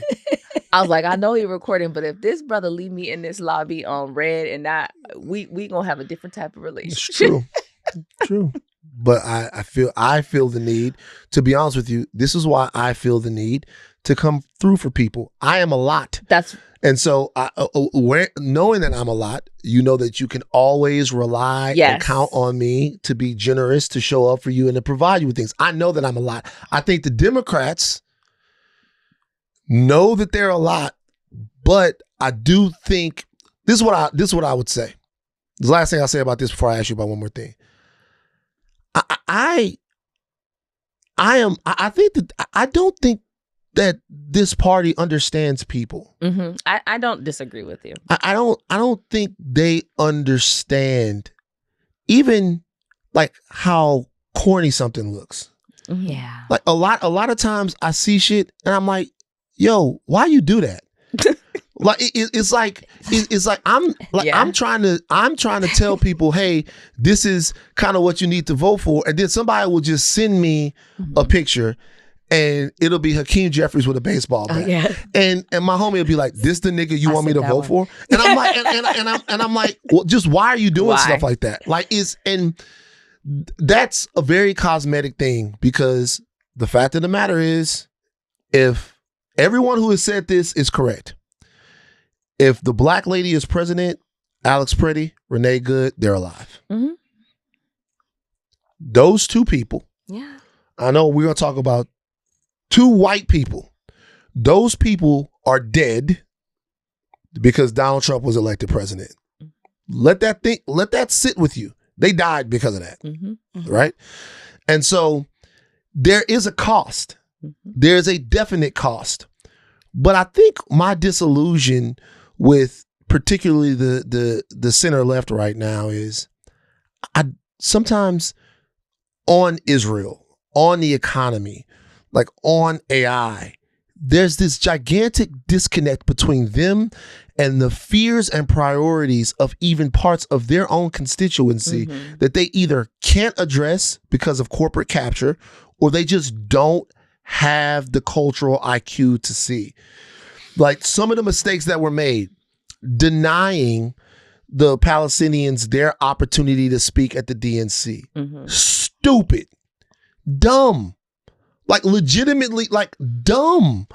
Like who are you in that situation right there? Like who are you playing it safe for? Like a large portion of your base is like, we don't want that. Yeah. Who is that for? Like I when I see stuff like that, I go, you know what, man, it's fucked. It's fucked. What am I missing though? What somebody like me, you know, I see you talking to people, you on the phone, you whipping votes, you like, I'm talking to the minority whip and like she does she one of them ones. Like she really is one of them ones, like on one of the check. Hey, I know the ex-comms director and all of that stuff. What is somebody like me who is out of that world? What am I missing? But I'm out of the world too now because I am the person being like, let them speak. And at some point, let's just so you understand, like I'm a faith-based person, and so I believe in like divine timing. I started working at the White House a month before Michael Brown was murdered. Okay. That was my whole portfolio, is waking up and seeing Black people murdered at the hands of the state, right? Traumatizing work. When no one would meet with people in Ferguson when tanks were in the street, I was like, what are we doing? Like, it was early on, but I'm like, bring them. I need to know what is happening. I can't go there because I have to be here. But like, so I have always been the person on the inside pushing. And at one point I was like, I started working for the Biden campaign the week of George Floyd. And I mean, I really had to evaluate if I was like, I might have made the wrong decision because I need to be in the streets protesting. And I'm like, actually, no, you need to be on the phone while they're deciding what their policy platform is going to be around policing. And I pushed that campaign they were so sick to see me coming. Like every day I was like, we need to be doing this. We need to be doing that. You don't need to say that. You can say this. Like people are mourning. And I just think that because of the disillusionment, and it's hard to do that. Like that was a very lonely period in my career, being in COVID with that happening and feeling like I was pushing the campaign, but I felt like it was my assignment. There has to be more people like that inside, because otherwise you have too many people saying, don't let them speak at the DNC, and not enough people saying politically, like not even like morally what's right? Like there's different things. There's like, in my heart, in my gut, in my spirit, I know this is right, that they should have a microphone. But politically, you gotta win Michigan. Yeah. Like if you just, that's why I'm not in politics the way I used to be, because it's like, I feel like sometimes we look at people as just numbers and votes and not humans. And if you looked at people as humans, you'd be able to move them better and faster and actually improve the quality of their lives. But like morally and politically, it was wrong. Right. If someone's listening to this conversation, it feels a little hopeless when it comes to the Democratic Party. Oh, no, I got hope. Okay, because that's where I'm going. It does. It feels like it's lost. And so I do want you to speak to that. Because what I was going to say is, like, you're not there anymore, but you've been in government. You have the experience. You now have this media platform. You're contributing on CNN. You're influencing in the best way, I'll say. Thought leader. If you could redesign, how the party talks about or communicates about politics, how would you redesign it? Like, what's the first thing that you would do to where things can change? Well, I would think about the three things that seem to matter most to people right now. And one is the economy. Like people are struggling, right? And it doesn't matter actually, like what party you identify in. The gas is high, heat is high, jobs are not paying enough, people are unemployed. So I would erase everything that everyone has told you about why something can't work, why it could work, and just say like, what do we think is a livable wage in this country? Not like what is passable, but what is actually, is it $25 an hour? Is it $30 an hour? Is it maybe in the southern states because the cost of living is like lower? Is it maybe $20 there and $40 in New York? Like, can we just get courageous to just have like some like, what would make your life easier? And then write a policy to say like, this is the thing I'm going to do for you. I can't, and be honest, I cannot do it all. I don't have enough time and I don't have enough, but this thing I am committed to make happen. And I think Obama did that with healthcare, right? Now, again, it wasn't the perfect plan, but it was like one of the only things that people can really hold on to. And like, they're like, well, what did this person do? Healthcare. Like something that the Clintons couldn't do, something that Bush was not interested in doing, something that the Republicans have yet to repeal. But let me just say something about like where we are. I was talking to this preacher the other day, and she was like, man, you know, in the Old Testament, the people were stuck in the desert for like decades, right? I forget how long it was. It wasn't like 40 days in the desert, but like stuck in like the wilderness for like 40 years. 40, yeah, right. But even longer than there was some story she told me. Anyway. And I was like, and so she felt like we were at the beginning of that period. And I was like, what if we're in the last month? Like, what if you could look at it in a different way and figure out what agency you have to say? Because I do think there's this, like, we have lived through the civil rights movement. We have lived through the Black Lives Matter movement. We have lived through so many things. Like, what if we are in the moment where if we actually take all of our agency and fully lean in, we can shift it. And that is the way I'm approaching this, because I am a storyteller and this is not how my story ends. Mm. It is not. Say one thing before I get to ask you a CNN specific question. You bring up healthcare, right? This is my issue, and this is kind of what I'm into. Everybody has different jobs, by the way. Everybody has different jobs. Everyone has different jobs. I tell you guys that. Sometimes you guys go, you shouldn't be doing that. You shouldn't be doing that. And I'm like, no, don't tell me what I shouldn't be doing. Concentrate on what you should be doing, and then go do that. Yeah. Right? Everybody has different jobs. Yep. I think about healthcare. I think about something as overwhelmingly popular as healthcare is. If you start doing polls on stuff, talking to Americans, you'll get something like 80% support on universal healthcare. It is still a political pipe dream. Why? Because of the corporate capture that exists in the middle of that process. Even when you're talking about that minimum wage, that national, that federal, it's been done in different places. But that minimum wage hike can't happen because the corporate class then batters and whips the politicians that they own. And because of Citizens United, and because of, I'm not even talking to the person that's elected. I'm talking to that person's boss, and that person's boss is the corporate class. And I know that sounds like some really easy dime store analysis, but that's just facts. It is facts. And like whenever you try to like really have that conversation, you can't have it in a partisan way because that's a bipartisan issue. The question is, how do we reorganize even the ability to hold a politician accountable when they're not accountable to you, when they're accountable to the person that gives them their job, which really isn't you, it's the person that is putting money in their pocket. Like, what's the fix there? Well, if I'm wrong, tell me I'm wrong. I mean, I don't disagree at all with what you're saying. That assessment is accurate.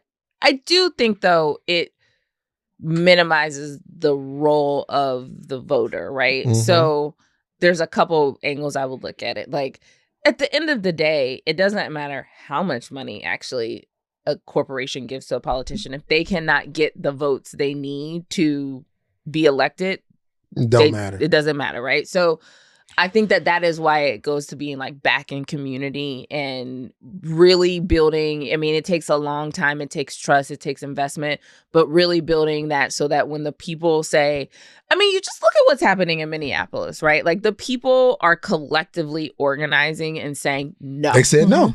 No. Yeah. Absolutely not. And they're willing to go through the pain. And they're willing, and that was my next piece, right? Yeah. So if you study any like fascist regimes or whatnot, one of the things that is like there are steps and tactics to have interventions. I think we're actually seeing one of them that is working really well. It was like the Target boycott, right? There still haven't been some, but like Target's bottom line is tanked because Black people said no. Like, I can't say no to everything, right? Because like I still need to go get like the cheapest toilet paper I can find or whatnot. But I can say no to this. And so I think there is like some discipline that in organizing that we have to get to collectively together and align with. And then I think like if you really want things to, like if you want to lose weight, it's like you gotta work out. You know what I mean? You gotta sweat. Yeah. You there is no, I mean, well, now there's magic shots, but like, there is no magic pill, but now there's a magic shot. But even that, like, if you can lose all the weight, but you ain't gonna have no muscle. It's temporary. And there's side effects to it. And there's side effects to it, right? And those can be, so there is no just like easy way. Anything worth having takes effort, takes discipline, can take some pain. Yeah. Last thing I'll ask you. There's been, we do the show all the time, and sometimes we do the show with one Mr. Scott Jennings. There are people now who say that people with Scott's attitude and approach are not really worth being on television. When I see people criticize Abby or criticize the show that we're on, a lot of times their criticism is in why is Scott on there? What's the purpose of having Scott or any other person from the right on there when you can't get a good faith conversation? A lot of times what you get is them laundering the latest horror from the administration, telling Americans either why it's not as bad as what they think it is or how some Democrat did it before, so it's okay now. Is there value to you? I know this is a tough question. Is there value to you in having these conversations when some of these conversations seem like they're in bad faith? Yes. Is it easy to have them? No. Right. Right? What's the value? Well, I mean, look, I don't always go in the comments, but like there are people who believe Scott, believe that perspective. This is not going to be breaking news. I do not agree with Scott on 90% of the things that come out of his mouth, or any of the Republicans in that matter.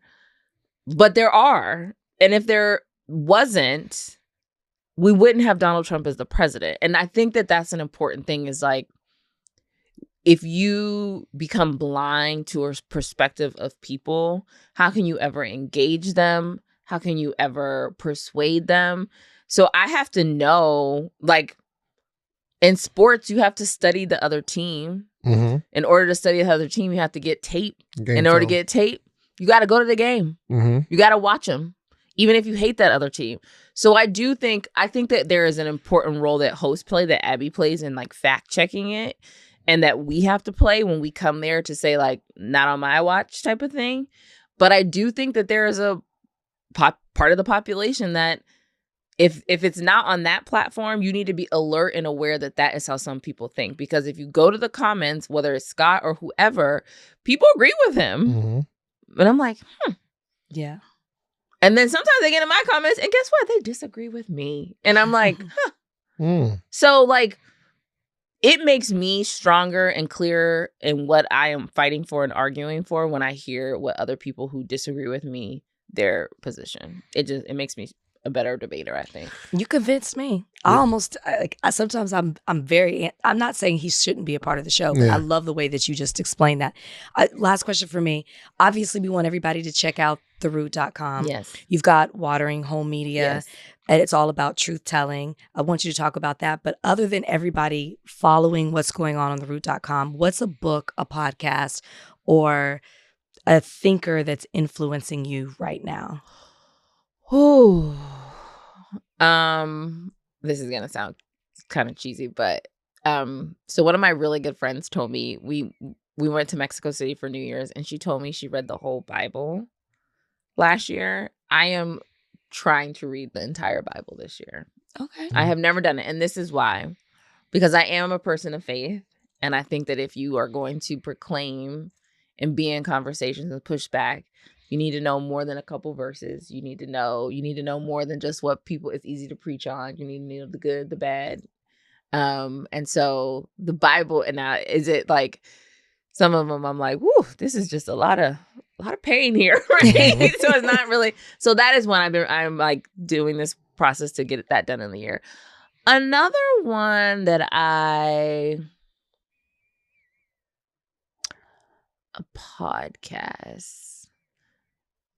I'm trying to think. So I'm not, no shade, I'm not a big podcaster, right? But what I like are like self-help like practices. So there's an abundance practice that I try and do that I haven't started yet. I'm going to start in Black History Month, where it's like Ezra Klein? No. You said abundance. His name is Derek escaping Thompson? me. No, it's not. It's like a Buddhist practice. Oh, and then there is one someone I read a lot of like self-help stuff. So it's like, do you know who Pema Chodron is? Mm-mm. She is a Buddhist. And I did actually, the reason why I actually was not going to talk about this, but I feel like there's a lot of pain in the world right now. And there's this practice called Tonglen where you like inhale other people's pain and you give them what you find joyful. And so I've done that a couple times, and I did that like around Minneapolis because I felt like these folks are in proximity. And so like, it's just like an energy shifting thing. Yeah. So I was like doing some of that. I'm just trying to pull on things that are bigger than myself right now, because I think that is what we need. We need to pull on each other. We need to pull on being community. And I have an assignment here. I'm doing what I should be doing. Okay. But I can only do what I'm doing when I'm in community with other people doing what they should be doing. So, yeah. The Root, CNN, Obama, Biden, Kamala. You sound like somebody, daddy. She works with everyone. Ashley, Allison, thank you for joining us on Higher Learning. Thanks for having me. All right, before we get out of here, something touched me directly. Regarding Ray J. Mm-hmm. Talked about Ray J before. Play this audio, Donnie. 2027 is definitely a wrap for me. No, don't say that, brother. That's what the doctor said. Fuck the doctor. No, don't say that. Because when you say that, you're confirming what the doctor said. That's what they said. I don't No, fuck them. Fuck what they said, brother. You're going to live long. Guess what? You're going to live long to see your children grow up. Yes, nigga. Nobody ever told you this. You're going to live long to see your children grow up. Have children, too. Real shit. Nigga, nah, nigga. Fuck what doctor tell you your time is done. No, fuck that, nigga. Your neighbor is a doctor. So watching this and you think that Ray's days are counted, I'm here to tell you. It don't matter if my days are... No, they're not. They're not. His days are not counted. But guess what? More life to the brother. My baby mama gonna be straight. More life to the brother. My kids gonna be straight. If they want to spend all the money, they can spend it, but I did my part here. That's okay. What Ray J goes on to say is that his heart is only beating 25%. That's what he was told. He was hospitalized for a severe case of pneumonia earlier this month. He said his heart is only beating like 25%. As long as I stay focused and stay on the right track, everything will be all right. I then saw something that maybe he was at 60% or something like that. It went up. Well, or maybe I'm seeing different reports now. Okay. You guys, I'm seeing different reports now. So the reason why this kind of touched me, this is what my father died for. So 2004, I think it was, I was still in my Best Buy uniform. We go to Baton Rouge General. That's on Blue Bonnet in Baton Rouge. Okay, that's on Blue Bonnet in Baton Rouge General. My dad is there and he's laying down and he's like peeing out fluid. Like he's peeing out fluid. Like Ebony calls me and Ebony goes like, something's wrong with Dad. His heart rate is way up. He said he can't breathe. And so I leave work. I wasn't too far away. I leave work. I go there. My dad's laying down. I just remember this so vividly. The doctor walks over to my father and he tells my dad, he's like, there's fluid on your body, on your ankles and on your midsection and stuff like that, because your heart isn't working right. Your heart isn't efficiently beating and moving all of the nutrients through your body or whatever through your body. And so there's fluid that's sitting on you and stuff like that. My dad looks at the guy. My dad goes, I'm going to be all right, right? And I remember the look on the doctor's face. I've told this story before. The look on the doctor's face was like, nah, this is what's going to kill you. It might not be today. It might not be tomorrow. But this thing that you have, this is how you go. This is whatever. Now, my dad would have been at that time 47 or 48. And so it's a tough son of a bitch. He held on till he was 65. So he lived for a long time. This is if Ray J is actually in heart failure, if he's actually in heart failure, if this is what's going on, if this is not like, because sometimes this can get mimicked. You can have, if he had pneumonia, sometimes there are other things that can go on with you to where a condition like this can be acute. It doesn't have to last for a long time. But if Ray J is actually in heart failure and in the early stages of CHF or some other related type of deal, then it is going to take a complete reorganization of his life to extend his time on earth, if this is actually what's happening. I actually called him because, you know, a condition like this is, it takes a lot of lifestyle changes and stuff like that. But there are things and ways that I wish that I would have been with my dad, and even help that I wish would have happened like with my dad while he was dealing with CHF. Like his life changed. He used to love to hunt, walk a long time. You can't breathe anymore. You can't climb up in the tree to hunt. Can't ride your horses like you used to anymore. Everything about your cardiovascular system is changing, and the amount of stress that you can put on your body is changing. You start to change physically. You start to look different, right? Your medication regimen becomes pretty rigorous. To sleep at night, sometimes you have to have certain things. So just watching that over the course of his life, that I watched it, I just could not help but feel they're not that far off in age. If this, in fact, what is ailing Ray J, I could not help but feel like crazy sympathy. I have my heart go out to him and his entire family. So, but last thing I'll say is, if I could speak to him, I would say, don't even, this is for all of y'all, don't ever snatch death away from life. Hell nah. Don't ever snatch death away from life. 2027, it's a wrap.